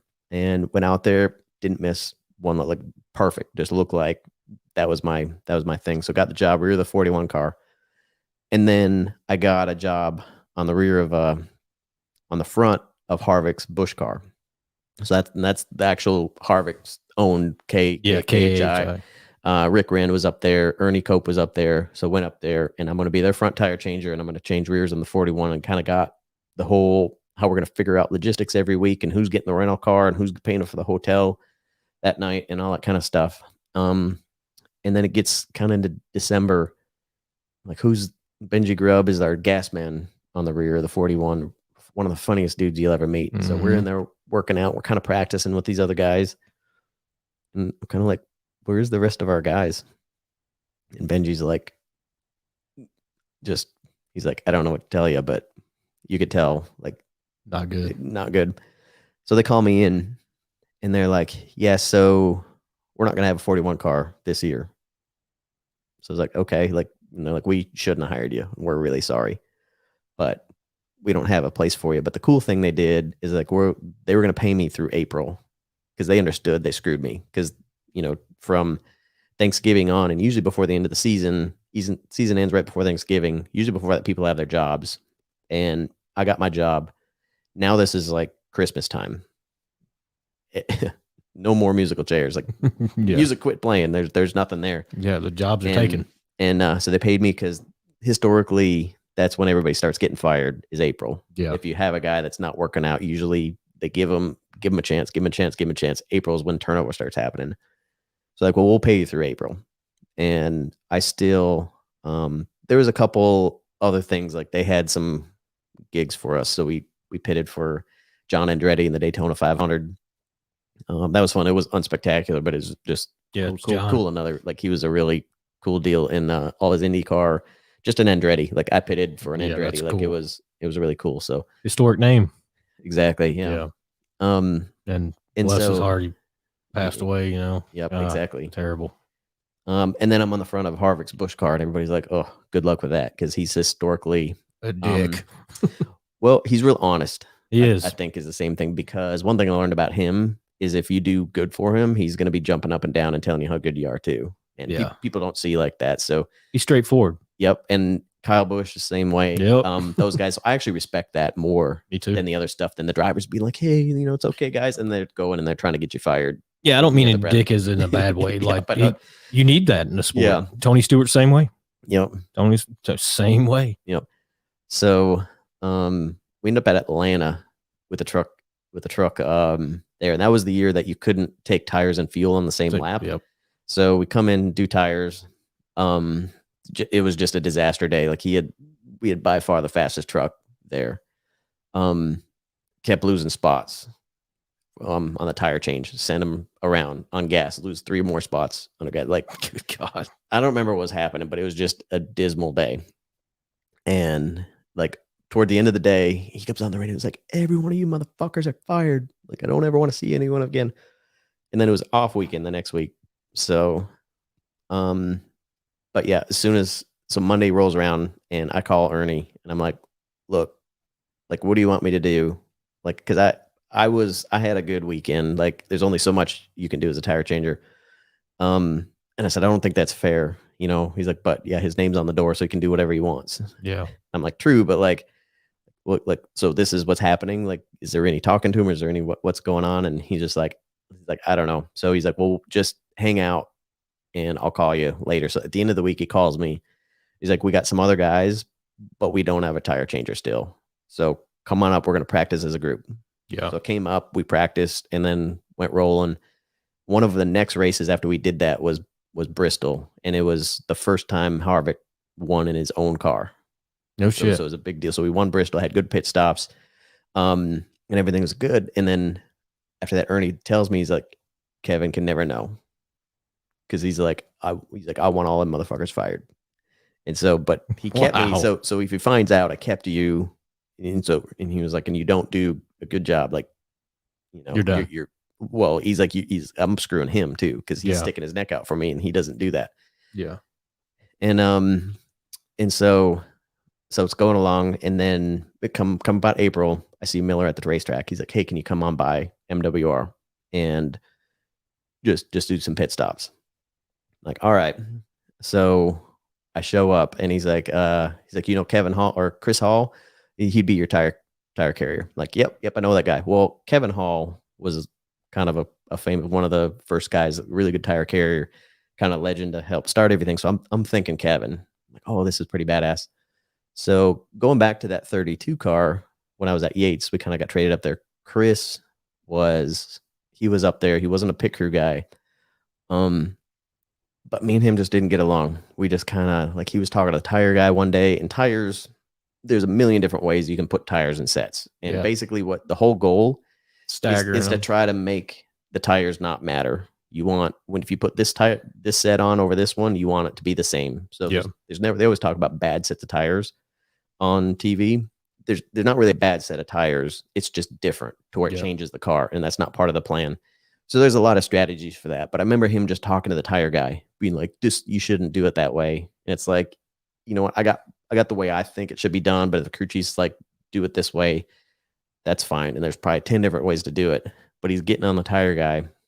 I'm like, leave him alone. Like, what are you doing? So I said something kind of passive aggressive about it. So he didn't like that. And so it was just one of those things we never really talked, but it was just tension.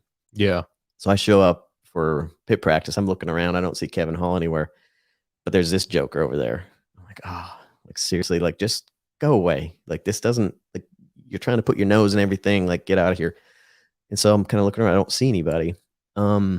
And then Miller kind of comes over, starts talking to me, and then Chris comes walking up. I'm like, are you one of the coaches? Or you, like, what's your deal? Like, I don't know. And so he's like, "All right, you guys ready?" And then all of a sudden the light bulb goes on. Like, he said, "Chris Hall." I was thinking, Kevin, this guy has got to be my carrier. Like seriously, like ugh. So it was the most awkward and quiet and silent thing. Like we're getting stuff ready together. We're not talking. There's just tension. Like he doesn't like me. I don't like him. We get up on the wall. A car comes in, jump off the wall, hit like 2 or 3 lug nuts, and start getting there. And I could just feel where he is, and he didn't even hang a tire yet, but you could already tell this is working. And so we finished doing the pit stop. Like his tire's like a piece of paper width from mine going in, but we don't bump, and spacing's perfect. We go around. I mean, just really good stop. And 4 seconds into that pit stop, we went from can't stand each other to buds. You could tell. We get done and we're like, yeah, good job, man. And we're talking and chatting and and so we got over. So that's my second one of my most influential people in racing that went from not liking the dude to being really close. And that's what it is all about chemistry, man. Because I've had a couple changers that I went with that you just can't go with them, man. You cannot go with them. The way they sit, the way you can't fit 2 people in one hole. You know what I mean? You know exactly what I'm talking about. Well, the funny thing is people look at me being a shorter guy.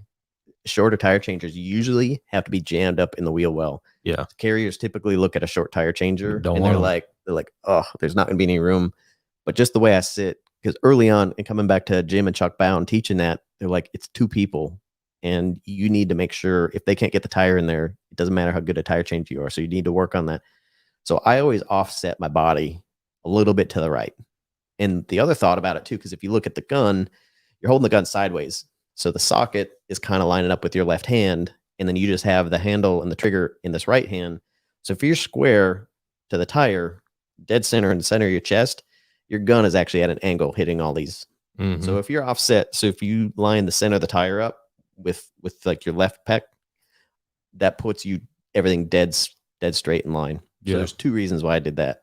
And then just doing that gave the carriers all kinds of room.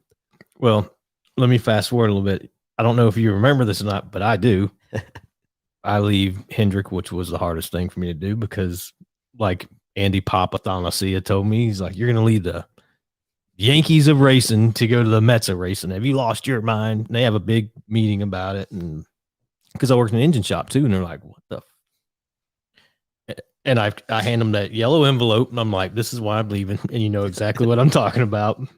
And Doug Ducart, I don't want to throw all these names out there, but because they're real high up and they're still in the sport, but they have a meeting. They're like, they paid them guys that much money. And one particular dude said, yep, they do. And that's why he's leaving. So I go, and Chris Hall is the one who recruited me to come over there to do pit stops, to come to a practice. And you were my changer. Do you remember that? Mm-hmm. And I'm thinking, because we killed it. And I'm thinking, this motherfucker is going to be my changer. And he gives me a ton of room. You know what I mean? Mike Trower gave me a ton of room. So I'm like, this is going to go awesome. Well, when I got there, you weren't my fucking changer. But I don't remember who was my changer. Who the hell was my changer when I got there? I didn't get on the 15 right away because it was putting in. Yeah, because you actually carried for me a lot. Because the one thing about the 55 car is, and one of the reasons I think we were so good, a couple different things, but we didn't practice all the time. Yeah, our heads weren't in it so much. It was really kind of polishing things and maintaining things. And we had a point. I think so many teams did practice. You got to do 8 stops.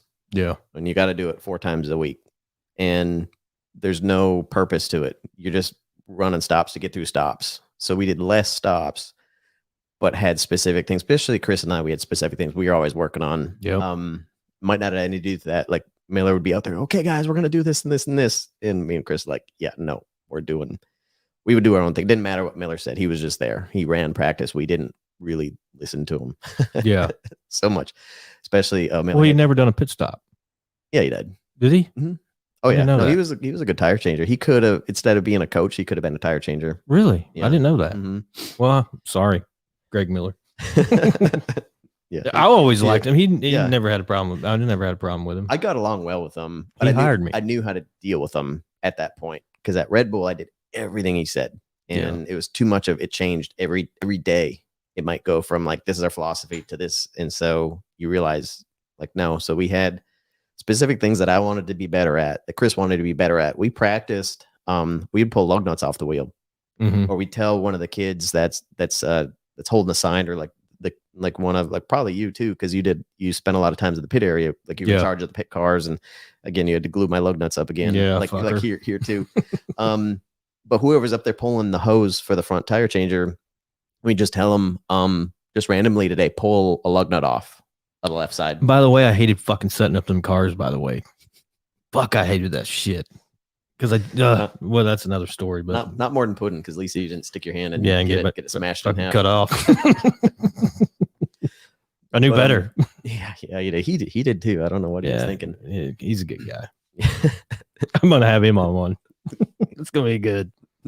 And speaking of Chip Good, I had him on last week. Did you really? Yeah, okay. Great guy, man. Cool. Yeah, no, he got all my insurance consolidated into one thing. So I talked to him. Oh, it would have been 6 months ago. I just had to renew my car insurance because I didn't realize it didn't auto renew. So I had to just do that. So yeah, 6 months ago, he put all my insurance together and saved me a bunch of money. Since we're throwing out names, I want to shout out to Marty up in New York, and my buddy Sammy Copeland. He's going through a rough time. Him and his wife. He's over in the Philippines, and he's probably watching the show. And him and his wife's got some problem going on. So I just want to say hey to him and give him a little shout out there to boost the spirits a little bit. And my buddy Marty in New York, hey. Hey guys, hang in there. But yeah, so what was we talking about? Me coming over there, and we're talking about you gluing up lug nuts for me, and me just showing up like a hero. And because when I got hired on, I was I didn't come till like a week before Daytona because I had to finish my engine deal. That's the thing that they told me. It was like, dude, we'll let you go, but you got to we're going to Daytona. And I remember texting Chris All, and I'm like, dude, I got to stay till, the week before Daytona. So I got thrown on, I don't remember what car it was. And then eventually, what took place after that. I got on the 15 and away we went. And it was fun. We're TV stars and everything. Yeah, that was a good time. Yeah. We'll get to that. I got something I want to throw into there. Yeah, go ahead, man. It's about you, not about me. We'll know when we get there. But so Fox Sports did a whole thing on us. And so we got the little behind the scenes things with that. And one of my skydiving buddies, he said he was at a bar and saw something about race cars. He's like, oh, my buddy, my skydiving buddies, he does this. And he's like, wait, that is my buddy. That's him. That guy right there. So he told me that story. And that's really cool. But we'd even practice like things going wrong, like if lug nuts fall off. Yeah. So we'd have whoever's behind there just don't tell us, but pull a lug nut off. So that way when we see it, we've got to react to it. And we got really good at that, to where if a lug nut came off, because it happens so many times in race, it's an excuse, or like, oh, well, the lug nut came off. So what were we going to do about it? Well, instead of just doing that, we tried to make that better. So when it happened, again, it's something to where sometimes you can't control it. Sometimes you can. But we're going to be good at that too. And to where when it was about really great pit crews aren't faster than the other teams, they're not as slow as the other teams. Yeah. So it's all about your slowest and your mistakes. And our mistakes were still good stops. And that's why we were great. We're really consistent. Other teams would tell us how consistent we are. We weren't consistent because we'd still have those mistakes, but it wouldn't cost us. And we figured out like things like this. So a lug nut would fall off. So as I'm tightening the other 4 lug nuts, Chris would reach down and grab one. And depending on where it is in the pattern, I'd finish the other ones and his hand would be right there. And I'd just pull back and hit it. And so really it'd just be like missing. It probably cost the time if you missed 2 lug nuts. Yeah. And that's not even a bad thing. No. Racing. So we had, especially in practice, and sometimes it worked in the race, to where we had lug nuts come off, got them back on, didn't even lose a spot. Yeah. And so we always had things like we had our wide open Wednesdays that started as a joke because Miller hated it. Mm-hmm. And so he'd always be like, okay, guys, really nice and smooth. Let's be nice and smooth. We're like, all right, let's go faster, guys. See if we can go faster. He's like, no, smooth. And then we'd be like, wide open Wednesday. And then it actually turned into a thing to where he'd be like, all right, let's go as fast as we possibly can on this one. And it wouldn't go well. But the more you did that, I started talking about it like a cliff. And I told Miller this too. And actually, by the time before he was gone, he kind of was on board with wide open Wednesdays too. Because it's like, you never know where the edge of the cliff is till you fall off. Yeah. And so that's how Wide Open Wednesdays would teach us where that cliff is. Because one of the times we did it, we went as fast as we could, and we had a great day. And we're like, oh dang, like we're actually faster, comfortably faster than we thought we were, instead of just staying back here. So the more you did Wide Open Wednesdays, the more times you fell off the cliff, it pushed the cliff out a little bit. Yeah. So pretty soon what you were doing that was out of control, wide open, was in control. And then you just kept pushing that cliff out a little bit. And it was things like that. I think, because I think so many other teams were just there. Yeah. You know, when people practice, they were just there to practice. And we didn't like practicing a lot of time because we tried everything we could to not practice. That's why I was your carrier, or I was your changer. Yeah. Because Chris probably didn't want to practice. He's like, all right, you just go with Langley, because he could have probably put you in on the 15 to do your thing. But he's like, no, he put you in his spot, so he didn't have to practice. And my shop job there, I worked at the wind tunnel. I worked on the R&D cars, aero stuff. So I was always at the wind tunnel. Yeah, I remember that. And so half the time, half the practices we did, I wasn't even there. Yeah. And there was one day, Miller said, I think it rained on Tuesday. And then we're at the wind tunnel Wednesday. And then he was telling me Thursday, he's like, all right, well, practice is at 9:00. And I'm like, I'm at the wind tunnel. And he's like, yeah, you're coming back for this. He's like, because they told me, because my first job to be in there was being a tire changer. So he knew he had the power to say, you're not doing whatever your shop job is doing. It's practice time. And so I told, because the other people on my aero team, they were so awesome. And that was like a little family in and of itself. And it was its own thing. And that really clicked really nice. But I told those guys, like, they're making me co-practice. And they're like, no, but usually don't do it. I'm like, no, I have to today. So then they gave me a bunch of shit about like, oh, just go have fun, go take a nap, go play your games. So I leave to go to practice. We do one stop. And the Miller's like, all right. I'm like, are you kidding me? I just drove all the way from the wind tunnel. I drove, the wind tunnels in Concord, our shops in Huntersville, or Cornelius, wherever it was. I had to come 30 minutes over here to do that. And he was like, yeah. He's like, the last thing I was going to do is send you to the track without doing a pit stop during the week. Because if you have a good week, you're going to say you don't have to practice. He's like, now if you have a good week, I can say it was because you did a pit stop. So he was just messing with me, and he was just laughing. He's like, yeah, I'm not going to give you your little, you don't have to practice during the week thing. So I was like, oh, so we went back, and it was a good one. Like, I really appreciated that. And then later we ended up not practicing sometimes. And then there was a thing where we might have practiced like twice in 2 weeks. Yeah. Or something. But so how was it, me carrying for you? Yeah, it was great. You were good. Yeah, I really liked you. And we had Danny was on the front of the 15, and who was his carrier on the front of the 15? I should know his name because me and him were buddies. I really liked when he carried for me too. But some of the other guys we brought over, they were you didn't love practicing with them, but I love practicing with you. Greg Powell, he was special. Special Greg. Because Travis Pastrana was supposed to drive our Busch car. Yeah. So everybody knows, this isn't just one of our buddies that we call Special Greg. Like, he is Special Greg from Nitro Circus, and ridiculous athlete, and laid back guy. Yeah, nice guy. He's a really good carrier. Yeah, and he still is. He's is he over at Gibbs now? I think that's what I heard. Yeah, he's on fire. He's really, really good. He's a freak. He's a freak. Yeah, he's into all this CrossFit. He went to Arizona because he qualified for top 30 in his region and all this stuff. I don't know exactly what division he's in, all that stuff, but he's just he's a freak athlete for sure. And he did the Nitro Circus stuff for a while, and then yep. Well, one of the last movies they did, they were jumping. They had a ramp down in Panama going from one building to the next, and the poster is him upside down between the two buildings, and it's like it's a 110-story building, so there's nothing there. So he's in the middle of a backflip between the two buildings. Like, that's the poster. We went and saw the movie. Did he have a parachute on at least? No. Nope. That's nuts. That's why they had to do it in Panama, because they wouldn't let him do it in the United States. Oh, I'm sure. Special Greg, man. Jesus. I did not know that. I'll never forget. Well, hopefully I'll have him on one time, but he flies so much that he brought me into the little area, gave me all these snacks. Shit, I was starving, boy. He gave me all these little snacks from his points and stuff. It was cool. And that's how we established our relationship at Waltrips, and just a great guy. Ain't got nothing but good stuff to say about him. So I get there. Y'all are You were on the front. Chris Hall was your carrier. Jackman was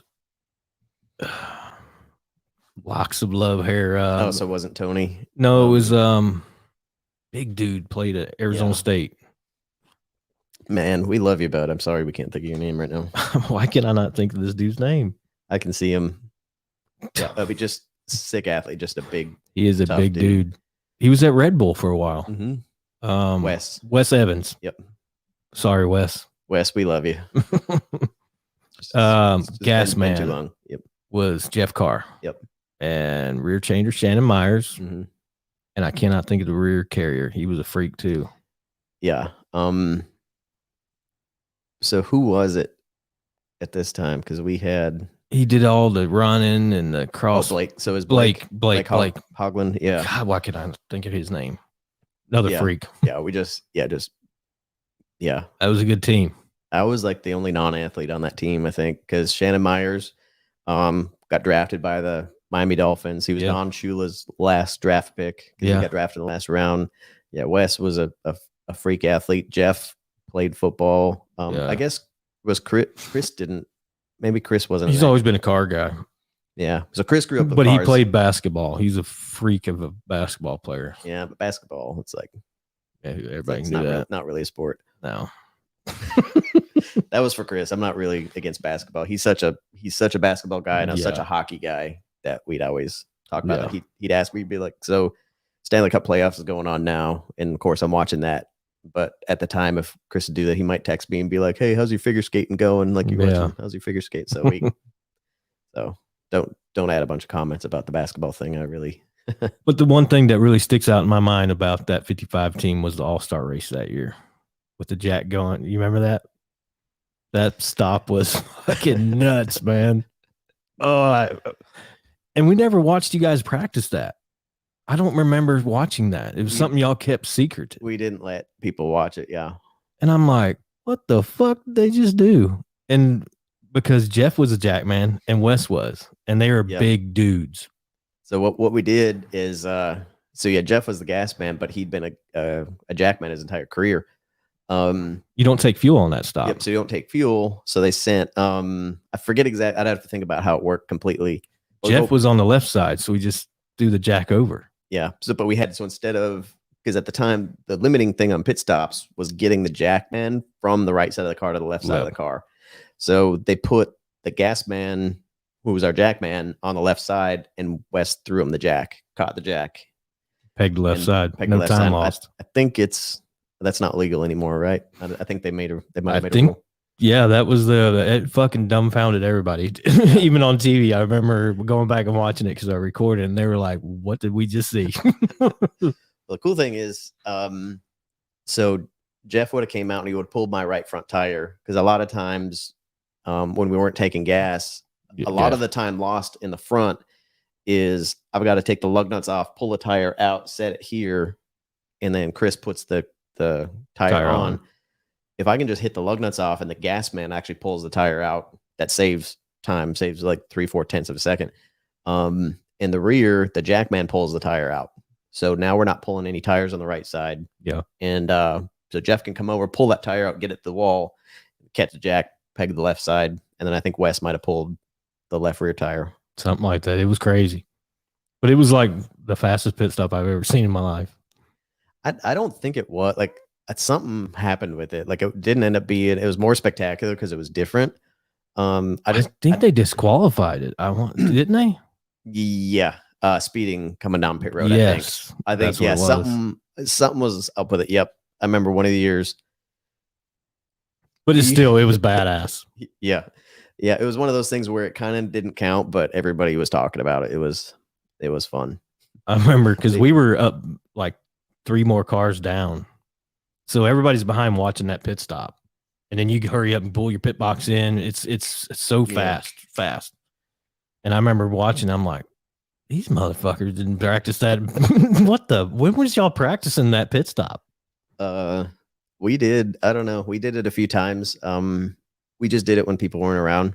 That was fucking insane. I just remember being like, we had a couple people had to be there. Yeah. You needed people to do Hose pit stop, pullers. hose pullers, and Yeah. and things, and they were told in certain terms that this better not get out because we know it's going to be you if it gets out. So, and I don't think Evan, our gas man, could jack. That's why we couldn't do it. And I definitely wasn't jacking because I had to do it one time in a race on the 3-car, and it did not end well. I didn't drop the jack and I didn't cut my finger off, but it was not a fast pit stop. I would just say that. I was being real careful about all of that. Yeah. But yeah, that was a good pit crew, and we had a hell of a time there. I can't say enough about that team. So in saying that, you remember the team meeting we had with Michael and Rob Kaufman when he said, what was his words? I own this ship. This ship's not sinking, right? Something to that effect, I think. Yep. Yeah. What was in your mind when we had the second meeting? What, about a month later? I don't really remember. Because I had a couple other teams calling me, and I think my whole thing was, you knew it was happening. Yeah. We're just waiting for it to drop at that point, because as soon as you get up there and do the whole this ship ain't sinking, that's when we all knew it was sinking. Yeah. And so you kind of had things. And so I think I texted somebody and said, hey, like, this is because it was Penske was trying to get me to come up there, and was like, just leave me alone. I'm the front changer of the 55 car until they tell me otherwise. Yeah. And then that was me saying, like, yeah, I'm actually available now. And then they told, like, I think I went over there that afternoon, and then they sweet talked me a bunch of stuff that was kind of not true. And the crazy thing is, we just signed all them damn contracts. Well, not many people signed. Actually, I was one of the only out of the main guys. I was one of the only ones to sign. Me, I signed too. You did. Yep. Yeah. I think me and you might have been the only two. Yeah. It was good. Ty Norris said that because ended up we were going to kind of merge with Ganassi. Yeah. And I think it was Walt Smith, our pit crew coach at the time, because Walt had experience with Ganassi. He's like, they 100% back up everything. Like, they will do everything the contract says, even if it's too much for them. Because my experience with them is like, we're sorry. We shouldn't have hired you because we didn't have a car ready, and they paid me because they felt bad. And so it's like all these other guys, like, they don't pay the guys over there what Michael Waltrip paid. But I already signed my contract. And so he's like, they will honor that. So you guys are going to still get your money, and all the other guys are going to get cut in half probably. Yeah. Yeah, I know. I took a pay cut when I went to RCR. Probably took a pay cut everywhere. I got to be on that 3-car. That was my dream as a kid, to be on that 3, but what a fucking nightmare that was. You get what you asked for, right? Yeah. That was one I couldn't wake up fast enough for him, I can tell you that. But no, it was good. Hootie went with me. Oh, yeah. So I felt, a little brotherhood there. Me and him,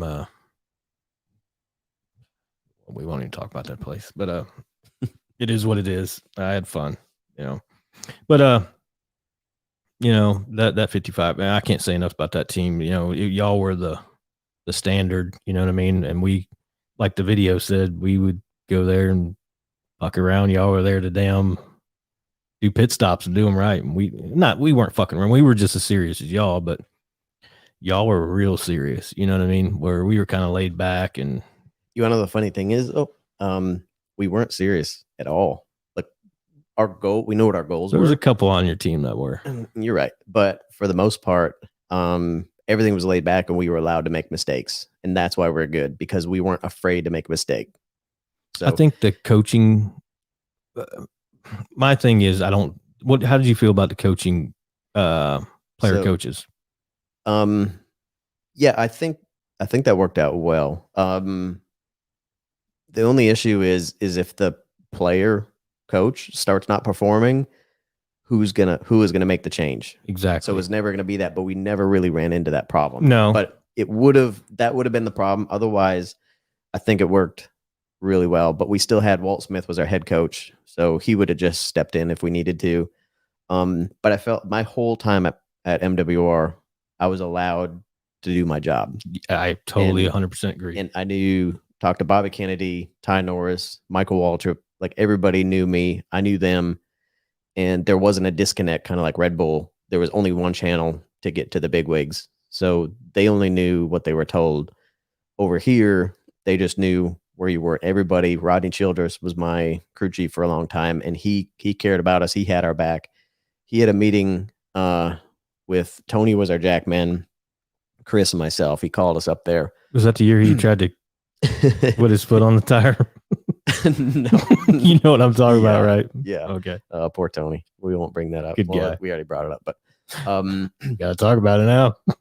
yeah, there's just a video with him putting a tire on the car and it sent him flying. Yeah, don't ever put your foot on a tire while it's on a race car and they're warming up the gears. Yeah, it's not good. It wasn't really his fault though, is the thing, because so at Daytona you'd spin the gear up and run through the transmission to warm it up, and it'd be up there, and you got it in fourth gear, and even though engine's not roaring, that tire's spinning 100 miles an hour.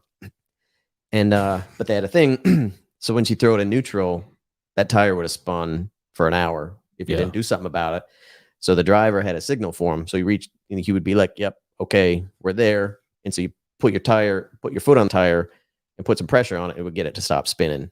Yeah. Well, the guy did that, gave him like the signal. So Tony's like, "All right, well, it's in gear." So he puts his foot on the tire and starts putting pressure on it, pushes more into it, and it hooks his foot, and it threw him on his head. Like it was impressive. And it's one of those things to where if you really knew what happened, it wasn't a dumb thing. Yeah. He was doing kind of what he was supposed to do, but it just didn't work Could out. have really fucking hurt him. It did. It hurt him more than I think. Really? He admitted, pride especially. Yeah, I'm sure. But Miller was our coach when I started over there, and talking about these plays, that was one of the best things. He was really good at making plays. So a lot of the things we did with like the Talladega stop that kind of ended up eliminating the carrier. Yeah, thanks. He helped develop that, throwing the jack over the car. A lot of the stuff we did, we were all about trying to come up with a new way of doing things. And he was really, really smart with that. But a lot of the times he wanted things to be his own footprint on it too. Yeah. And this 55 team at the time would have been 00, because I think David Rudiman was driver, and and he always wanted to make some kind of change so we can say, "Hey, this is my team now," because he was kind of he brought me there, but other than that, the team existed. So he kind of wanted to do that. So he sat down. Rodney calls me and Tony and Chris into his office in the off season, and we're like, "Oh God, like what's happening? Who did what?" We're reloading toolboxes or what? He says, "Sit down, guys." He's like, "I want to let you know that coach was just in here." And he started saying, he's like, "Man, I got plans for this pit crew, and I just want to talk about what we're doing." And Rodney stops him. He's like, "Hey, I'll stop you right there. I just want you to know that's in my contract that I have final say over pit crew. So if you make any changes without my approval, that voids my contract, and I'm free to go sign anywhere else and leave this race team. And that's going to be on you." So anyway, so what do you want to talk about? And then he goes back. He's like, "Man, I'm just so excited for this year, and I just can't wait to go. And I think we're going to be really good." Cool, me too. And so he told us that he just told him that. So he's like, "Man, I got your back, and you guys do your job, and you guys will have jobs." And that's awesome. Really rare in racing, because there's so much politics, and that's all you can ask for is if I can just do my job, I've got a job. And Ty Norris, after the first year, they came to the pit crew guys saying, "We understand you guys we know what everybody makes on pit road. We know you guys are nowhere near that. Just hang with us and we'll fix it." And they did. Yes, so they did. We didn't go talk to them. And then I didn't ask Ty for anything. Just every year he gave me a 5% raise. Yeah. Every year. And so that's why I was the first thing. And I'm like, and we just kind of had a handshake deal. And I was like, "Listen, Ty, like, I don't want to sign a contract because it's locking you in, and it has nothing to do with the pit crew guy. So one of two things: if you can do something to where it's kind of like a real sport to where we're getting the money. If you decide you don't want me anymore, I still get paid. Or I just want to do a handshake deal. Like if I shake hands with you, I'm not going anywhere. Yeah. And we'll just talk about it like that."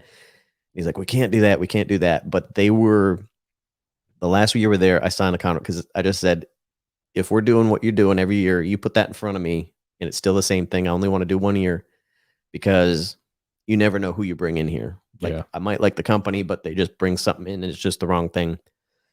I want the ability to leave. So that's why I'm not going to sign a 10-year contract, but I'm your guy. Like I won't leave. You know, you put that contract in front of me and I'll sign it and hand it back. And that's what I did every year. And every year is 5% more. So that's why me and you were one of the only ones to turn that in. People were like, you should have signed that contract. You shouldn't sign that contract. Well, he came and I asked him, I'm like, can you sign me something to say like the contract's void now when we're shutting down? So it was like, yep, went in. What do you want it to say? Boom. And so yeah, Ty was a really good guy and really didn't ask for anything. He just knew what we were worth and paid it to us. And I love Ty to death, man. He helped me out quite a bit in different areas, and I won't get into that. It's kind of personal. He actually helped my wife get on pit road one time. Got her a hot pass, which was cool because somebody was supposed to. I'm not going to mention that name, but it fell through. And so we drove all the way to Bristol thinking she's got a hot pass. Get there, and she don't. And I'm like, who am I going to call? So I call Ty, which I have a funny story about Ty. Got to throw out on here. It's funny. And I text him and call him, and he answers. And I was like, Ty, man, I was supposed to get a hot pass from this person high up in racing. It didn't happen. I had my wife here. I got to pit a race car, and he come down and got her hot pass, which was really cool. But the funny story is, remember when we done the Under Armour Day deal? Did you go to that? Or was it Terry? Probably Terry. Dude, so we I was probably at the wind tunnel. Yeah. So we go to Baltimore, Maryland. And probably shouldn't throw the story out there, but I'm gonna do it anyway. It's funny. But and are they gonna fire you or something? Yeah. Like what is anybody gonna do exactly about anything? Yeah, right. So we do this it's all the Under Armour athletes, and our group of guys represented the NASCAR community for Under Armour athletes because we were sponsored by Under Armour. And we do our pit stops. Well, afterwards, the guy from Under Armour wants to take everybody out to a bar. And yeah, Terry, I probably should throw Terry's name out, but he ordered 50 shots of Jack Daniels. And I loved them. You know what I mean? Along with other people. And make a long story short, we get obliterated. And everybody's got the same backpack, same shoes, everything.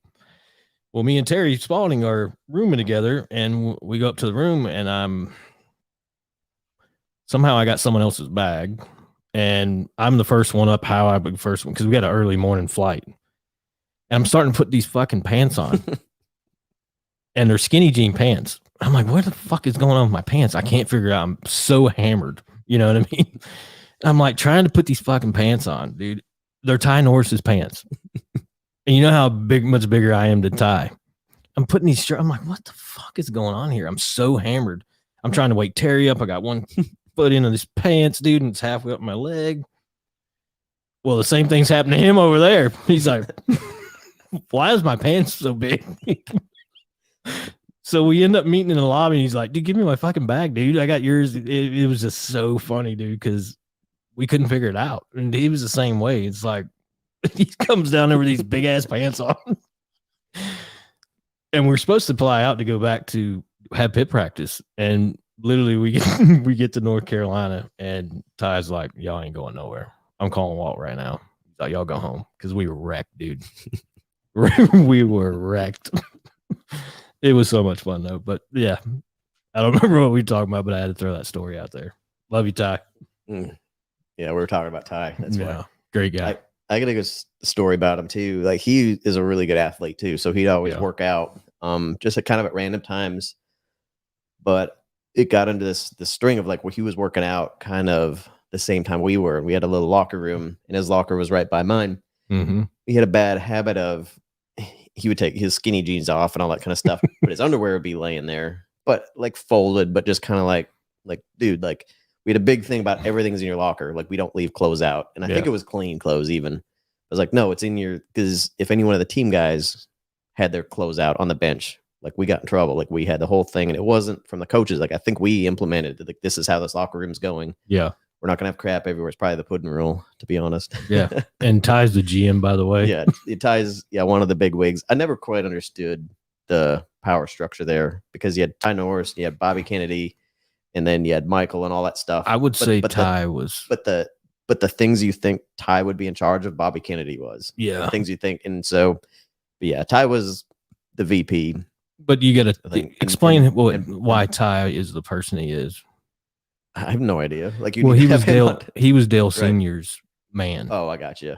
You know, so it kind of followed suit. Michael drove for Dale Senior, and Michael wanted. That's how that deal went. Yeah, that's how that happened. I thought it just meant why his personality is the way he is. No. Dude, I don't know. That's a lot of psychology going into that. No, but anyway, so this is the VP of the company. So really, he can do what he wants. Yeah. But I would always give him crap about it. Be like, dude, have your stuff in here. And then he was like, oh, you're right. So he kind of put it back, but then he kind of wouldn't sometimes. So I went to the store and I bought these like triple XL pair of tighty whities. So what, clean right out of the bag, right? So they're not dirty. But I come out there and I just crumple them up and I threw them on top of his clothes. Really? Yeah. And so he put some chocolate in there too. I thought about it, but I didn't want to do that. So I just throw them up there and put them on his stuff. And we get there and it was always me. It was like our thing. I'd give him shit about it. And he'd be like, make some comments. So it was kind of our little joke. And so he knew it was me. So he takes these underwear and he's like, and he gets like a pencil or he gets something, but he's got them at the end. And I'm like, dude, what are you doing? You got your dirty drawers out here, like whatever. He's like, no, I don't wear these, you know that, because he's probably got like the big silk, like fancy whatever. Yeah. So he's got these and he takes them and he like goes and he throws them at me and I dodge them like they're the nastiest thing. Like I know they're perfectly clean, like whatever, but I dodge them like it's a big thing. And I'm like, what are you doing? Like, get your nasty ass crap out of here. Like, I know we're joking about this, but this ain't funny. And all of a sudden he's like, holy crap, because he knew it was me that's messing with him. Now he's not so sure. Yeah. He's like, oh man, I thought they were yours. And now they're laying on the floor. I'm like, look at how big. Do you think my ass is that big? Look at these big. You throw your nasty crap. Like, I'm sick of this. And he was like apologizing. Like it was great. I did a good job acting for that. When did you finally tell him? I told him. Like literally right after. Or maybe it was the next day. I don't remember. But then he was like, yeah. Ty was great, he was mad. He wasn't mad, but he's like, yeah, I got him pretty good on that one. Some people didn't like Ty. I loved him, man. Yeah, I loved him. I guess he liked me because of my military. I don't know, but you remember when we went to watch that opening of the series we did, and you remember him talking about me. That was so cool of him. It made me feel like a superstar. Him and Larry Reynolds. Yeah, exactly. That whole thing was a good experience. So again, it was back to that. Fox Sports did a whole documentary on us. Yeah. Was it one show or was it like a couple episodes? It was it was broken up into episodes, but it was one big long series deal. Yeah, it was cool. It was like driven. Michael Waltrip Racing, Life in the Pits. Yep. Yeah. I still got my DVD. Me too. Yeah. The coolest thing about that is, so we had Vickers was our driver. Was this after? This would have been after Mark Martin, right? Yeah, it was right after Mark. So Mark Martin drove, but he didn't want to run all the races. So Vickers drove the in-between stuff. And then we actually ran really well with him. So then we had Vickers full time. No, it was Vickers full time. It was after Mark was already gone. Yep. So Mark was gone. Yep. And then Vickers ran into some of his health issues. Yep. And so we had to go out. So during this whole thing, we had Vickers doing this kind of when we started, and then we had Reagan. No, who's the kid that worked out with us? The really good driver that's won a bunch of truck races. And oh man, I can see him. Little blonde haired guy. No, dark haired. Well, at the time he had little blonde hairs. Okay. He was a lot younger. Brett Moffitt. Yeah, really good driver. Yeah. But he was running some of our lower series stuff. Yeah. And we threw him in a cup car and he actually did really well. So during the series, Moffitt's driving for us. And Bristol. Yep. Bristol and then Richmond. Throw him in Bristol. Because Richmond is where Danica about took us all out. Yeah. And she hit me 3 times that year only. But yeah. Danica. Yeah, she probably hit Aaron Rodgers more though. Yeah. But bless his heart. Yeah, no kidding. We're getting off subject here. Yeah, but anyway, so it's the premiere that we had down at the Hall of Fame. Yes. So they're doing the premiere. So they got David Reagan to drive for us. All right, so David's gonna be our full-time driver, but he had nothing to do with the whole series. Like it had already been shot, had nothing to do with him. him and his wife show up to the premiere. Yep. And that meant so much to us because it's like, here's this thing that has nothing to do with you. You don't need to be here. Tons of drivers and the thing could never have been bothered for that, but he cared enough about it. He's like, no. And he worked out with us and went to field days and everything with us, man. It was awesome. Yeah, he was one of the guys. And I pitted his first cup race ever. Like they'll talk about, because that's when I was at Roush. That whole deal where Tony Stewart said he like hit everything but the pace car kind of thing. And it was whatever. But the funny thing is David did a really good job. The crew chief told him all that stuff. Because if you watch the race, it's like, what is David doing? He went up and under caution, passed the pace car, and went back around. But the crew chief is telling him, like, no, this is bullshit. You shouldn't be up there. So we got penalized another lap because we weren't supposed to do that. It was just whatever. But it was his first race, and he was a rookie, and he was doing what this, prestigious crew chief is telling him to do. So it had nothing to do. And his mirror fell off, like 100 laps in the race. His mirror fell off. So that would have been 06, I think. And so anyway, but I'd see David time to time in the garage, and he'd be like, "Hey Ryan, what's going on?" Like I pitted at one race, his first race, and he knew my name. Yeah. So I hadn't seen him in a couple of years really, or like talk to him. Like you'd see him at the track. He's over there. He walked in and came up. He's like, "Hey Ryan, how's things going?" That's the kind of guy he is, and he cares about everybody. Yeah. And then, that was really special having him there. Yeah, that was cool. Yeah, and like you said, he wasn't even there for the whole series, but he showed up that night, and that was, I remember that. That was a good night. And we went out after too. Yeah, we did. Oof, that was another banger. Oof. Yeah. Yeah, I don't think we practiced the next day. No, I remember waking up in the hotel the next day, hurting. Well, the Fox guys got us all them drinks, Yeah. They were cool. But it was a good premiere. I pop it in every once in a while to relive the glory days, because I will say this. I absolutely loved working at Hendrick Motorsports. I love Mr. Hendrick. I got to meet him several times. He'd come down and thank us in the engine shop. Love working for all them guys. You know what I mean? But something about Michael Waltrip Racing, dude, I'll never forget as long as I live. It was a special place in my heart for that place. It felt like a family to me. It was. It literally felt like a family to me. And when it fell apart, I felt like I still have that feeling, Mm-hmm. I mean, we did field days. When I say field days, we would go to any field. We'd find one, remember? Mm-hmm. And then we finally found the one in Cornelius. Mm-hmm. And we'd play football. We'd play, what all we play? Soccer, frisbee. We kind of made it our own games. Yeah. It was always something else. We played softball, other thing, even dodgeball. Yeah. That's when I separated my shoulder playing dodgeball. The last race of the year, I didn't have to go to Homestead because that was the last thing. It was Thursday. You guys go play dodgeball. I had to work out and go home, and I showed back up with a separated shoulder. And I didn't have to practice all off season till the beginning of February. Yeah. But the thing is, every job I've ever went to, I couldn't wait for the weekends to come. And literally, I hated when field day was over because we had so much fun. Mm-hmm. But they were so adamant about the time there because everybody wasn't full time, right? That you couldn't go over a certain amount of hours because it was big. They literally, if we were over our hours, they'd come during the pit practice and tell us we had to leave. Remember that? Yeah, my deal was a little bit different.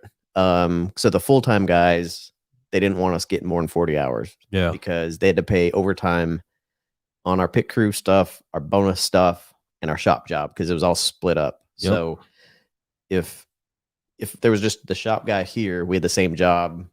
I worked overtime. He worked overtime. They had to pay me a lot more because of that. And our whole thing was like, well, then just don't do that. But like legally with labor board, all this kind of stuff, we have to. And that didn't hurt my feelings. Putting tools down at 40 hours and going home, I'd rather have that than more money. We got paid really well anyway, so it didn't matter. But for me, so I had to go to the wind tunnel all the time.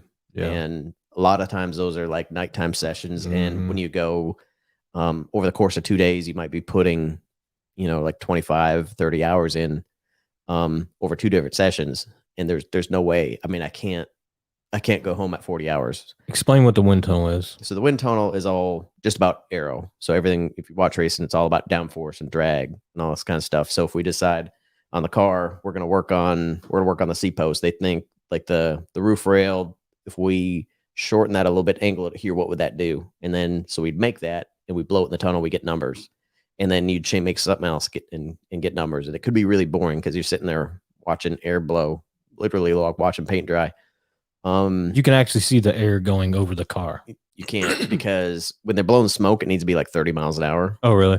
And so smoke is just a novelty. Like you never learn anything with smoke. So you're blowing. This was the wind tunnel in Concord, the full rolling road. It was wind shear. Yeah. And it was at the time the most prestigious, like it was the best wind tunnel in the world. Like Formula One cars from Europe came here. No To shit. do it sometimes too. And all the manufacturers, like Chevy had some kind of prototype in the bay, and they're like, and like key cards, we'd have key cards so you can go in each bay, and sometimes our toolboxes were in this bay. So I walk up just because, like, hey, we get here, we unload stuff, and bay one, which is never used, go in there. I went and grabbed our stuff. That was my thing. Throw the key card on it, and it opened the door. Well, they were supposed to not let anything else program. So I go walking in there, grab the toolbox, and walk out. And turns out like nobody was supposed to see anything. Like that almost turned into a huge deal because they have contracts with them, and nobody can take, like, if I would have taken a picture or joked about taking a picture, like that would have Been like, bad. voided contracts, and it would have been like huge things. And I just walked in there because they forgot to tell us don't go in there. And like it was a whole thing. And I walked in, I told the guy that worked at the wind tunnel, Gene. He was a really awesome dude too. I got along with him really well. And I went over there. I'm like, Gene, like, I don't know who you got in that bay over there, but like they were looking at me funny. And he was like, because I'm kind of a jokester. Like I'll kind of like the tires about like, hey, do you want the real tires for the setup? Like what I did to Ernie. Yeah. And he's kind of like laughing. I'm like, no, but like, look what's going on in there. That was really weird. And he's like, did you go in there? Like, yeah, I needed the toolbox. Like, where do you think I got the toolbox from? Yeah. He's like, that key card wasn't supposed to work. And he took off and he had to like damage control the whole thing. He's like, no, like that's a whole, like, yeah. Wow. Top secret. Exactly. It is just a street car. Like, who really cares? They just didn't want to get it out.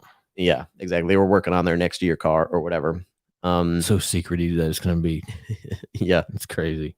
But yeah, you spent so much time at the wind tunnel, like building things. That was nice about my shop job is I never got stuck to do one thing. Like I'm just building the right rear quarter windows. Because there's guys that's kind of, I mean, that's not a big enough job, but like there's things that's all a guy does is do windows, all the windows. It's all he does.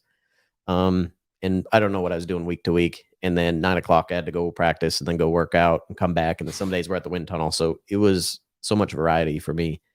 It was really nice, but it wasn't going to be possible for me to do only 40 hours. So I had a couple of guys, my bosses in the shop. And again, everybody knows my number one job is changing tires. After that is just kind of a bonus. But when I'm down there, I want to be helpful. I don't want to just be like sitting there and be like, yeah, good job, guys. I'm just sitting here doing nothing. So I always really tried to do all that, but we just kind of had a agreement with them. I always just wrote 40 hours down on my time clock because you didn't punch it in. You just filled them out by hand. And I had all my timesheets done already. It was 40. So sometimes I worked 90 hours in a week and I wrote down 40. And there was times to where we weren't very busy. And I come in and literally all I did was practice that week. I'd show up and Chris would give me crap for it. Shannon would be like, oh, you never work. Haha. I remember that. Yeah. And then I always give me crap because like literally there'd be times I'd show up, practice, work out, go home, but they wouldn't see the 50 hours I put in over the weekend, or probably not over the weekend because I was at the track, but you know what I mean? But during the week. And a lot of times, at night. 6 p.m. to 11, 12, 4 a.m. and all that kind of stuff. We had pretty good hours for the most part. Yeah. But during the summertime, the city of Concord started limiting how much they could run in the wind tunnel because it was like 10% of the city of Concord's power. No shit. So in the summertime, they wouldn't let them run during the day when everybody's ACs were on in the summer. So we had to be done by 2 or like 1. I forget what time, but like there's a certain time where, so we came in at like 4 a.m. and ran to like 1, and then we come back at like 5 o'clock and run later because between like 1 and 5 or between noon and I forget, there was like a 4-hour block that the wind tunnel was not allowed to run. And I joke about the operator guy, be like, let's just do one more. It's fine. It's fine. He's like, I don't care. But he's like, if we're operating when the clock turns, it was like a $200,000 fine they were going to get. He's like, I'm not going to pay. You want me to run? Go ahead. it's on you guys. Damn. I was like, no, that's okay. City of Concord. So, yeah, MWR was a good place to work, man.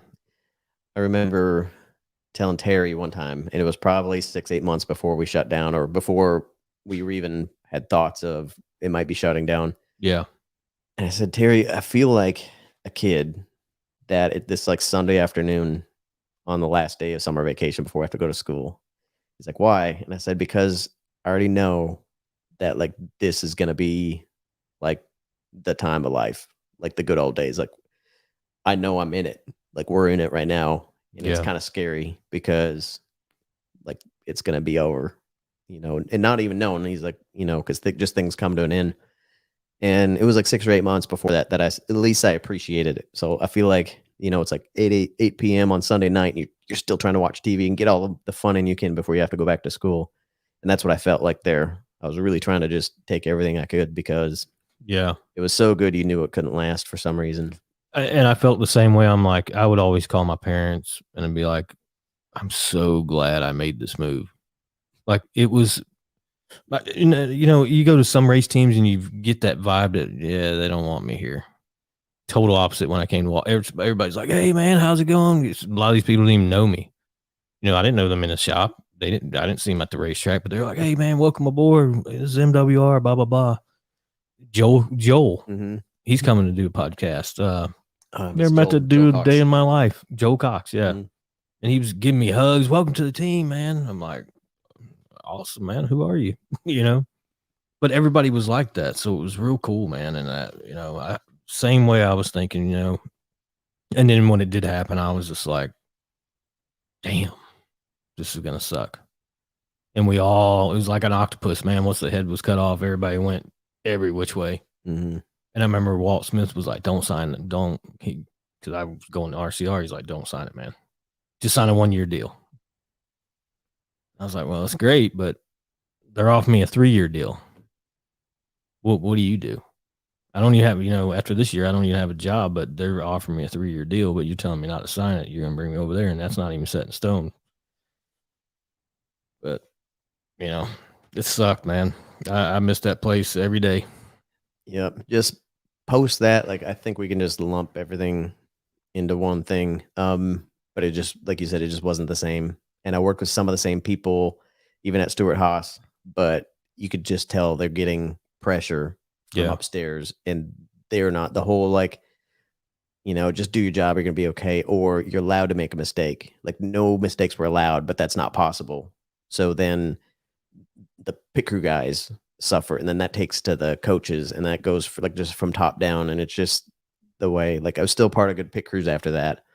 But it wasn't the family, and it wasn't to have each other's backs. And then it's like, you got to play the politics game, and then you got to watch your back, and then you got to make sure, you know, are you talking to this guy and you talking to that guy and you doing the right things? And I just sort of, I didn't have any, I'm like, I don't want to be part of this anymore. And like being like, you know, for like 19 years, you know, changing tires really hard on your wrist. I still feel my wrist, still feel your elbow. Like, you know, I'm 44 years old now. And I finally was able to, I tried to retire like twice from race, tried to get out of racing like twice, and it didn't work. It's hard. And I still, because people call you like, hey, just come over here and just practice. We'll just have you practice. And if, you know, this guy's going to have a baby sometime this summer, so we'll have like a backup plan. And then I got thrown in. I did that for a little bit. And then all of a sudden, hey, the All-Star race, the Coke 600, you're on the 37 car. Like, okay. But then I was really excited about it. Yeah. After you went there. And then after that, because they had not had good pit crews all year. And then, so finally, in your mind, you're like, okay, I'm on board. Like a good car that was, Chris Boucher was driving. Yeah, I was on that car. Yeah. So you weren't there though. It was a year after. So damn, you would have been my damn changer. Yep. But so I was excited, like, cool. Like, look, we're here. Wow. Chris and Emma, his wife, they came skydiving with me too. Really? Yeah. She's cool, man. Yep. She was real cool. And he wasn't going to go. He's like, I can't go. He's like, she can go. And he's like, I'm too scared. I don't want to go. And so he showed up with her. He's just kind of looking around like, hey man, you room for you too. And he was like, yeah, I was thinking about it. I was like, oh shit, really? So he went in and did it. And then the drop zone owner loves racing. Yeah. So he would always ask, he'd be like, hey, can we throw that? Can we make a post with it stuff? And he was like, no, I didn't tell anybody I was going to do this. Oh, like, yeah. Wait a little bit. And then I never got back to do that. But damn, you would have been my changer, man. yeah. But then so that deal, so it was one race, did the Coke 600 and had a really good race. And I was really excited about it. Like, all right, I'm on board with this. And they called us in there the next week and said they're going to have Hendrick pit crews pit that car. Really? And so I only got to do it for one race. And they're like, basically got traded again because like the Hendrick guys were pitting the two crappy cars out here that finished 35th at the best. 98 and something else. It was the 7 and the 15. Yeah. Or something like that. That don't have, they're just black or just all white, don't have sponsors. And to their credit, they still paid us. Like we weren't worth getting paid what we did, but they did it purely to be like, we know we're kind of screwing you guys. Not screwed, but they didn't have good pit stops. They deserved it. Tad and Jody, right? Yeah. Great people. Yep. Great people. Yep. But did you ever meet Mark Kelso? Yeah. Played for the Bills? Yeah. Great guy, man. Yeah. I was thinking about, I couldn't think of his name. I was trying to, me and somebody else were talking about him. Did you ever shake his hand? Holy shit, dude. Holy fuck. If I went to shake this dude's hand, I'm like, and I got a pretty good handshake. This dude swallowed me. And I'm like, yeah. It's like a bunch of bananas. Yeah. And he was a damn safety, I believe, in the NFL. And just a freak, man. But yeah, beside the point. They were great owners, great people. But yeah, but then after that, I was just because I showed up, did my job for the one race I was in, and then still got moved on the other team for that. And then because the other car I think had a really bad race. Yeah. And so then they're like, we're done. They've been putting up with that. And then rightly so, kind of everybody was kind of had bad attitudes about it all year. It was really miserable being around everybody because it was all Eeyore and like, oh, poor us. But I'm like, man, I saw who was on that with you. I won't say. I think I know. I got you. Yeah, I was just trying to see if the same people. But it just sucked the life out of you. Yeah. Like, yes, cool. But I saw the timesheets numbers you guys were throwing up. Like they were not good. And no matter, like, I don't know the circumstances, there's a lot goes into doing pit stops, right? And sometimes it's more than just the guys there. But yeah, I mean, it wasn't an unwarranted call, but yeah, it was a bummer showing up and kind of thinking like, hey, yeah, I'm into doing this again, and then didn't. And then after that, everybody's like, hey, what are you going to do next year? Are you looking for a job? I'm like, no, I didn't even look. So yeah, I did some orchestra stuff afterwards, but it was like, is this really worth my life? You know what I mean? And it was fun. We drove everywhere, but it's just not the same. You just can't follow up. NWR, and that was kind of it for me. And I had a long enough career too, and kind of getting back into it, and then getting out of it. Like it was good because then you'd always wonder, like, hey, should I kept going? Yeah. And doing it for a little bit was like, no, I'm happy being done. And like I said, I went with some buddies in practice this off season, and it was really fun. But I was never, I told them, I'm like, this is cool, I'll come in, but I cannot see myself committing to going every Sunday, being gone. And so we practiced a couple times. Yeah. And it was good. I still got it. I still felt like they were like, hey, how do you feel? You're really sore. They had some other guys they had coming out that were been away for a couple years and said they just couldn't do it anymore. I was sore because there's muscles you haven't used in a while too, but yeah, I could have fit right back in, I think.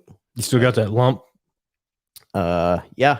Yep. Every changer gets one of them. Yep. And I still have up here on this finger, I've got that, and I've got one on my knuckle because I pull one-handed. Yeah. Different than every other changer that pulled one-handed. I was pretty unique. And speaking of Mike Trower that you talked about before, he's the only pit crew member. Well, I think, or he was only pit crew member in the NASCAR Hall of Fame. And when he was still changing tires, he was right in front of us. And he was changing rear tires on the car in front of us and came over and he was asking me how I pull my tire. Really? And you got this guy that had this amazing career and everybody look up to. And that's what made him good is it didn't matter. Like he was always trying to get better or like, let me see that. And he wanted to know how I did it. So I was showing him exactly how I'd pull tires. Oh, Trower. Yeah. But I've got those. That's my signature mark there. Cause as you go in, it's like, I'd always punch the wheel. Yeah. As your hand goes in. You still got all your MWR shirts? Yeah. Not all of them. Cause they're all duplicate, but I kept, I've got one each. Yeah. And you talk about like our Under Armour sponsorship. I'm actually wearing my Under Armour shorts. Like when you said that, I looked down and like, I got Under Armour stuff on. Like I didn't pay for it. Dude, like, I was going to wear mine, but I was like, you're like, damn, dude, you still live in them MWR days? The black Under Armour shorts, right? Yep. These ones right here that I got on. Yep. Yeah, man. I wear them all the time. My little boy wears the same shit as me. So that's all I wear, dude. We got what, 50 pairs a year? Seemed like. Yeah, I don't know. Like, it was crazy. I went through and one year I pulled all the tags off, like jackets and rain jackets and all that stuff, and like the sticker price on it. It was almost $2,000, I think. Yeah, gear from backpacks and shirts and hell, the one jacket was $300. Yeah, 3-layered one. Yeah, that was a good time. So, how was Penske? Did not like it. You were on the what, 21 car? Yep. They hired me to be on the 2 car, and that's what they sold me on. And granted, like there's never guarantees in anything. Yeah. Right. Like they can move around, do all that. But that's why I signed up there to be on that car. And without hitting lug nuts, one time after we got up there and they were getting ready to have a meeting, and in the meeting they were going to have like all the teams, the pit crew go up. It's kind of like a shop meeting. Yeah. They're like, hey guys, here's the 2 car and here's the 21 car and here's whatever. And then they called me in like 2 minutes before that, like, oh, hey, by the way, you're going to be on the 21, which thankfully it happened because that was the right car to be on. But I was like, are you kidding me? Wasn't Shannon on that car with you too? Mm-hmm. Really? Yeah. But they pulled me up there, kind of the old bait and switch thing. Yeah, but that was the car to be on though. We had our pit crew competition between all 3 teams up there. They go to pit school and they do all this kind of stuff, and the drivers and other people and like the Wood Brother guys, because it was the Wood Brothers car. They'd put money on it, and we won between all that. And it felt good when you're up there, because when we started doing pit stops, it was really good. And guys on the 22 car came over like, dang, like you guys are good.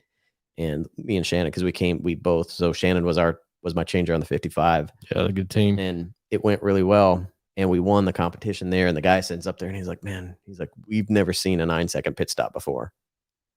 And me and Shannon look at each other. What? And we're like, we never missed around, because this was the year where you didn't have to have 5 tight. Yep. There was no rule on lug nuts. So they figured it'd be self-policing. If you don't get enough to get it tight, you're going to have to come down pit road. And we'd been practicing with that the year before, but we never did it. We always went for 5 anyway. Because our guns at MWR weren't good enough that we could rely on the first and last one would be tight. Yeah. We never knew about it, because the first one kind of runs it up and the last one you're kind of leaving. So we're just like, we didn't trust it and we didn't need to do it. But when we practiced it, we had days we'd practice that all the time. You'd pull a lug nut, you wouldn't even have it on the wheel. And you'd only have 3 or 4 on there. And there was a couple of days of practice where all our pit stops, all 5 or 6, were in the 9-second bracket. Damn. So we go up and we have this competition, and they're like, dang, we've never seen a 9-second stop before. We're like, what have you guys been doing? Yeah. And then it was downhill from there. Really? Just, yeah. That sucks, man. I hate that for you. Just didn't too much politics and too much. The guy that runs the place, I forget his name, not Roger, but it's like Roger's like underhand. Had a whole thing, all the new hires. He's like, hey, you'd have a one-on-one meeting with them within the first 2 weeks.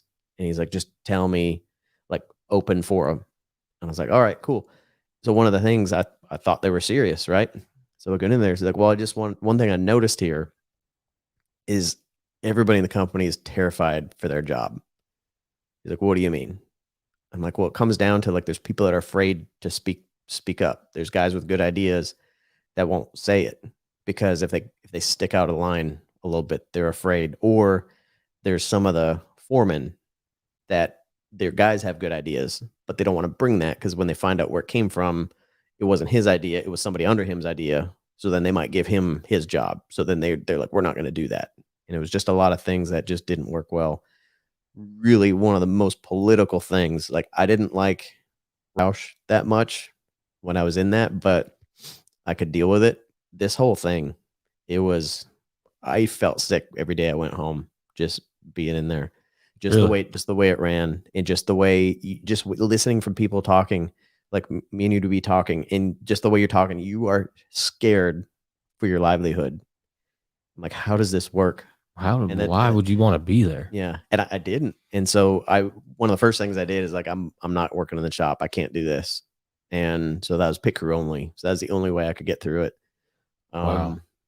But yeah, but I wasn't in a good space mentally for all that stuff. I just couldn't handle that. And like I said, like I felt sick every time I left there, and it just wasn't good. Damn. So I asked to be out because they had a guy in their Bush car that was a really good changer, and they wanted to put him up. So they put him on the 21 car and pulled me off the 21 car. And at that point, I was like, cool, then just release me. And they wouldn't do it. So instead they said, all right, cool. Well, you just don't have to be here. So they kept me in a contract for that entire year, but I didn't work. So I remember you were at home getting like paid 8 months. Yeah. And I'd forget about it. And I'd show up, I'd get the mail, and there'd be a letter from Penske. I'm like, what is this? I'm like, oh shit, I'm still getting paid. Damn. Your full contract. Yep. My full contract. Holy shit, dude. That's awesome. Well, I yeah, mean, it is, but it's not. It You want to was, be competing. but that's when I was done. Yeah. With my career. Then I went to Stewart Haas the next year. But by the time I got free from my contract, they'd everything filled up. Yeah. And so I got on the 38 car, which is nice. I was back with David Reagan, and Hootie was our jack man. Hootie. Yeah. Oh, and Hootie. so that was really fun. And then the next year, that team, the Front Row Motorsports, because we had the 38 and the 34. And then the next year, Roush was getting the 34 back or the 38 back, one of the two teams, because they used to have one of them, and they gave Stewart Haas both teams. And then Roush complained and muff. So they got one of the teams back, and I was the last tire changer they hired, and I was probably making more money than a lot of the other guys. Yeah. Too. So they're just like, all right, you're good. Well, it comes with a name too. You're a well-known name in the sport, so they know you're not going to settle for this paycheck. Yeah. And it is what it is. You market yourself. You know what I mean? And it's not arrogance. It's just the teams already know this. It comes with the territory. But I got a funny story about Hootie real quick. So I come back from Iraq. My first race is Talladega. No, it wasn't Talladega. Well, anyway, I go to a race at Talladega. It's when Junior drove the black Budweiser car. And M's. But I'm down on pit road. I got pit road passes. And I go up to the 8 crew because I was a Dale Jr. fan. And I go up and I remember his face more than you can't forget Hootie. You know what I mean? And I was like, hey, man, when I get out of the military, I want to become a pit crew guy. And he was like, I was like, well, how do I do it? He goes, give us your resume. That's all he said. I'm like, okay. And then he signed this, and I brought the lanyard to him. It was a Dale Jr. lanyard with my ticket in it. And what's funny, I was looking for this dude, and finally I found him. He was on the 55 car, you know. And then he ends up being my jack man on the 15. So I bring that story up, and I bring the lanyard. I'm like, dude, this is what you told me. I said, by the way, you're fucking, excuse my language, but dropping your fucking resume off the team ain't getting you on no damn pit crew, asshole. Thanks for the advice, dude. You're an ass. But yeah, it was just a funny story between me and Hootie. But he ended up coming to the RCR with me and being my jack man, and it kind of felt, you feel like you're on an island alone way out there, and you know you've been up there, it's way up there. And I'm like, I knew none of those guys. I didn't associate with them, knew none of them. I walked by them on pit road, but you don't. And everybody's like, oh, well, everybody talking. You don't talk to everybody on pit road. It's like, hey, that's it. So I knew none of them.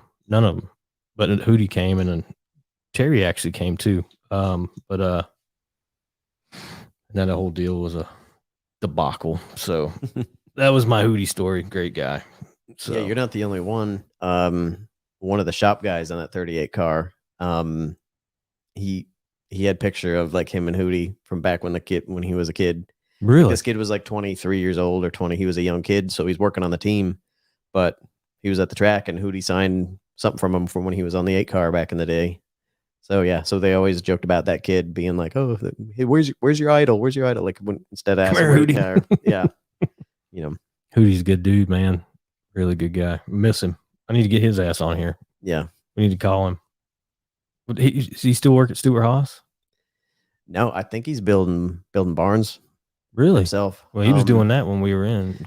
He was doing that, and I think that took off. I can't remember if he quit. I think he quit to go do that Really? full time. Wow, I need to get a hold of him. He was, because he asked me, he's like, "You want to come help?" And then he told me what he'd pay me, and I'd be like, "No, I'm good. I'm not gonna go build buildings out in the hot sun for $10 an hour." You fucking high guy. That's more than that. Yeah, I'm sure. I'm just busting his balls. Minimum wage, man. Well, it's $15 an hour. So is that it? Yeah, and a lot of beer probably. Yeah. And then you do we talked about the JTG deal. I got some lightning round questions. What was your favorite experience with military guys at the racetrack? I don't have like one thing that stands out, but just the integrity and just the values they stand for and the sacrifices they put out. It's just kind of amazing. Everybody, even though every time you meet somebody like that, it's a different person, a different personality, but you know what makes them tick or what they stand for, that kind of stuff. So just the respect for them for that. Cause I was never military, but my dad was. Yeah. Yeah. That's awesome. What's your favorite racetrack we go to? So fans had asked this question and I never had an answer for that. It was just wherever we're fast.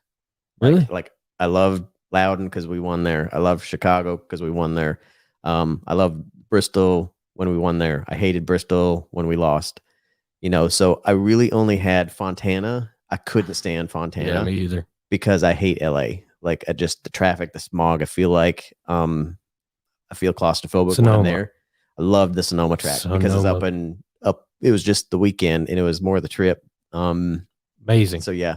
So I never had necessarily a favorite. Just if we were fast, I loved it. And everybody hated Pocono. Everybody hated Loudon. I loved those areas. Really? I like being there, and it's different. It wasn't the same track as like when we go to Chicago, in Kansas, in Texas, in Charlotte. Like they're all a little bit different, but it's the same crap. Well, I like the track. I just hate, when we go to Pocono, what's it going to do? Rain. And it could be raining in turn 2, but be sunny as hell on pit road, and then it swaps every time. You know what I mean?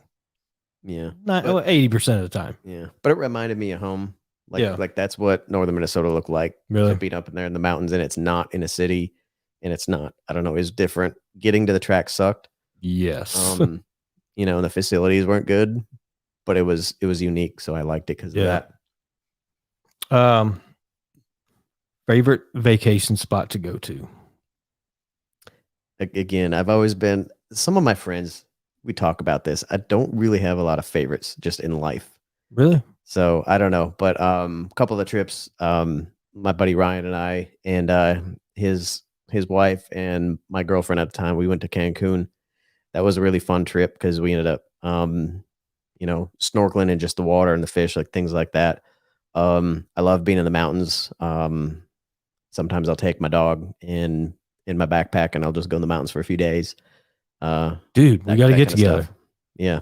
One of my things is I tell my wife all the time, and I'm having a guy on, I'm not going to mention his name, but I've always wanted to be dropped off with minimal shit and have to survive on it. It's just, that's who I am. You know what I mean? My wife's total opposite. She's got to have Target right down the road, but bless her heart. I'm somewhere in the middle. Slicker. Like I want to bring, my whole prepared thing is still kind of at the core of me. So I'm going to bring what I need to have. To survive. I got my little water pump thing so I can put water in there, and I got like the food in my little container to. Yeah, I'm not drinking my own piss. Yeah. Not happening, but. Yeah, but my it's a planned out thing. I'm going to go here, stay here for 2-3, however long we want to stay. But the whole dropped out in the middle of somewhere, that's probably not me. Come on, man.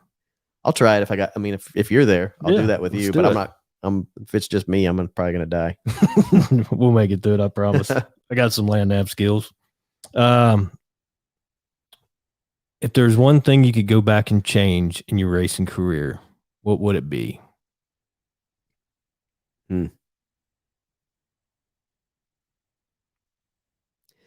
So much, like I got a few things going through my head, like thinking about like the Red Bull experience. Sometimes, like I think it wasn't a great time for me. It wasn't what I needed to be a better changer, but I'm not sure I would have been the changer I was without doing that. Um, to be honest, probably the Penske thing. Like it seemed like such a good deal to go there, and I was like, yeah, this is going to be a good deal, and they knew what to tell me, and it sounded great. That's probably my biggest regret. Like I shouldn't have gone there. Yeah. All right. You know, we forgot to cover your skydiving deal. Mm-hmm. Let's do it. Okay. So This guy is a badass skydiver, by the way. I'm just okay. I know a lot of badass He's skydivers badass. though. I know a lot of badass skydivers. Yeah. Um, but yeah. So one of my buddies, Jason, he passed away when I was at Red Bull about 2008. But him and I, and then my friend Danielle, the three of us lived together for a long time. When I bought my house in 2003, the one in Concord, and the three of us were kind of like a little family for a while. And he was kind of like my brother. She was like my sister. It was a really tight thing. And he decided one time, he's like, hey, like we should go be skydivers. And it one of those things where you kind of wanted to do it all the time. People ask, hey, would you do it? I said, I don't know. I think so. What do you mean by that? Well, I can't tell you I'm not going to get to the edge of the door and chicken out, not go.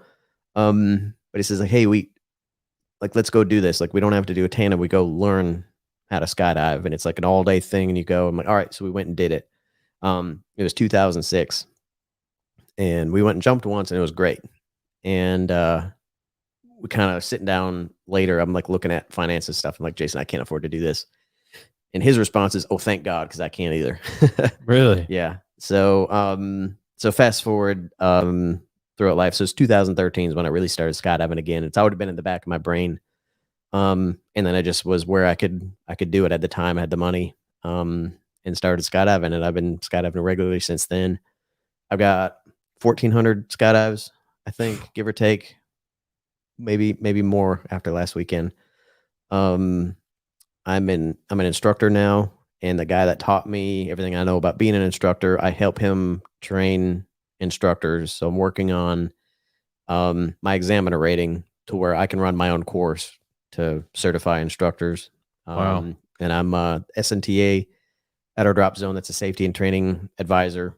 So there's 3 at our drop zone.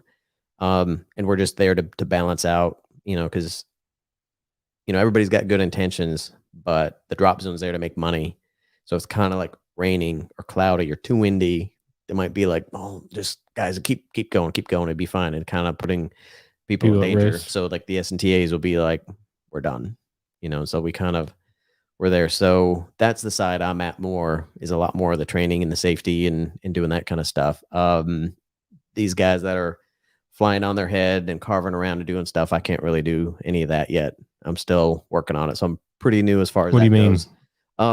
It's called free flying. So if you fly on your belly, you're a belly flyer, or they call that relative work, to where you're making big formations, or a lot of the competitions are 4-way, and there's just competition. I'm a videographer for an all-female skydive team. They all have like 500-ish jumps. So they're intermediate. They jump in the intermediate class. A really fun team. Kind of like imagine what MWR would be if we were skydivers. Just serious about it, but they're there to have fun. Yeah. And so I shoot video for them. But there's all kinds of disciplines. And so the free flyers are ones that either fly on their feet or fly on their head, and they can just carve around. Like if somebody else is free flying here, they're just carving circles around them. There's so much cool stuff that they can do. But it's really fast, and it takes a long time to learn that stuff. And I spent most of my time training, like learning how to train people, and really good on my belly, I think. So I just got done with we had a camp. We did 30-way skydives. We're making formations up to 30 people. The North Carolina state record attempt is in September. There's going to be about 180 to 100 people for that one. Holy fuck. So yeah. So that's the kind of stuff I do. Is that not nerve wracking to you at all? Yeah. Yeah. You ever get up there and you're like, I don't know if we should do this one? Sometimes, you usually don't get up there to do that, but it's just things on the ground. Like if you plan it out and you train it right and everybody's been briefed and everybody does what they do, it's good. You can kind of tell when it's getting sketchy. And then you just kind of break off, try to throw the brakes on. Well, you can't do that. Once you're up, you got to do the plan once you're in the sky. If you just break off and leave, that can be really dangerous because people don't know where you're at. Or there might be another group that way, or there's just so much involved. It just has to be well planned. Yeah. And trust the people you're with. So we don't just allow anybody to come do that. Damn. Well, that was going to lead me to my next question. And I don't want to. What was your scariest skydiving experience? Scariest thing that ever happened? Luckily, there's nothing that really stands out. 1400 skydives. I've only had one malfunction to where I had to use my reserve, but we trained. Did you cut away? Yeah, but we train those procedures, and especially training students and training new instructors. Like we work on that every day. It's things you touch your handles, you go through that. So by the time your reserve's open, you didn't even think about it. Yeah. Like I made the decision, like I got to go to my reserve. Next thing, reserve's over your head. And the funny thing is, my first thought after I was like, okay, I'm gonna go to my reserve. You have to have your reserve repacked and inspected every 180 days, whether it's jumped or not. So I just had it done. So I'm spinning. My canopy's like turning this way and spinning. I'm kind of on my back, and I decide to do my emergency procedures. And my first thought is like, damn it. Like this is my second jump after my repack. So I haven't even cut away my canopy yet. And that's my first thought is like, it's my second jump. It's not like you toward the tail end and you're going to, I was going to get it repacked next week anyway. So I was like, dang. And then my next thought after that, as I'm pulling my handles, and I was spinning this way, kind of on my back, and my reserve comes out from over my shoulder and I can see it starting to inflate.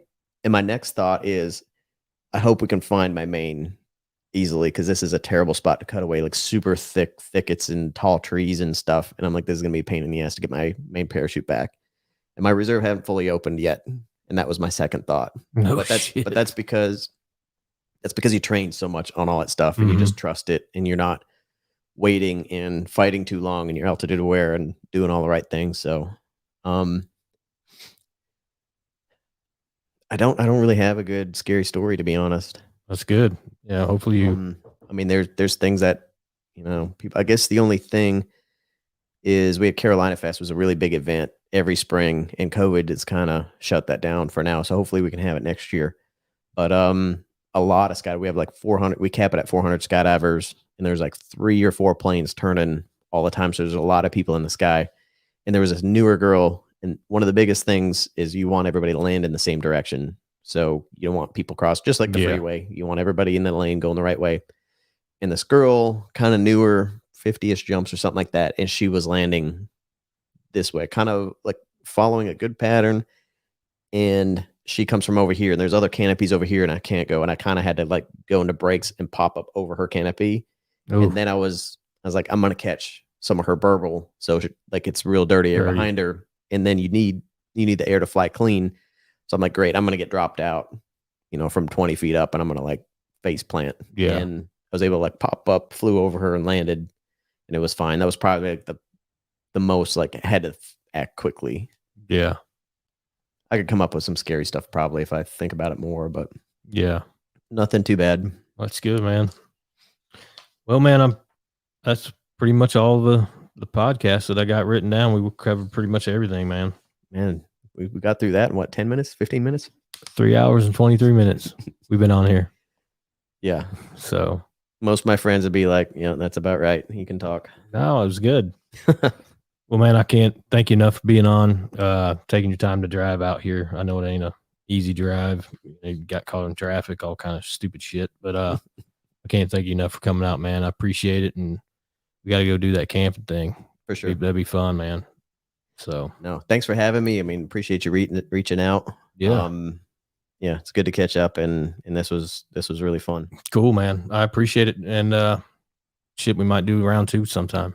Okay. See what else you're doing. So sounds good. We need to get need to get a group.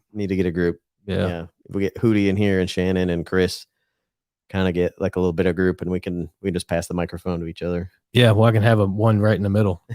You know what I mean? That's what it's called. It's supposed to pick up everybody's deal, so it'll be pretty cool. So, but man, I appreciate you being on. I've had a hell of a time catching up. Hadn't seen you in how long? 4 years? I don't know. Yeah. Well, the end of 2017. That was my last year. 2018. Well, I did a couple races in 2018, but they were some market races. You know, it is what it is. But it's good catching up, man. I'm glad you came out here and be on it, and I can't thank you enough, brother. My pleasure. All right, man. Till next time. Marty, appreciate you watching.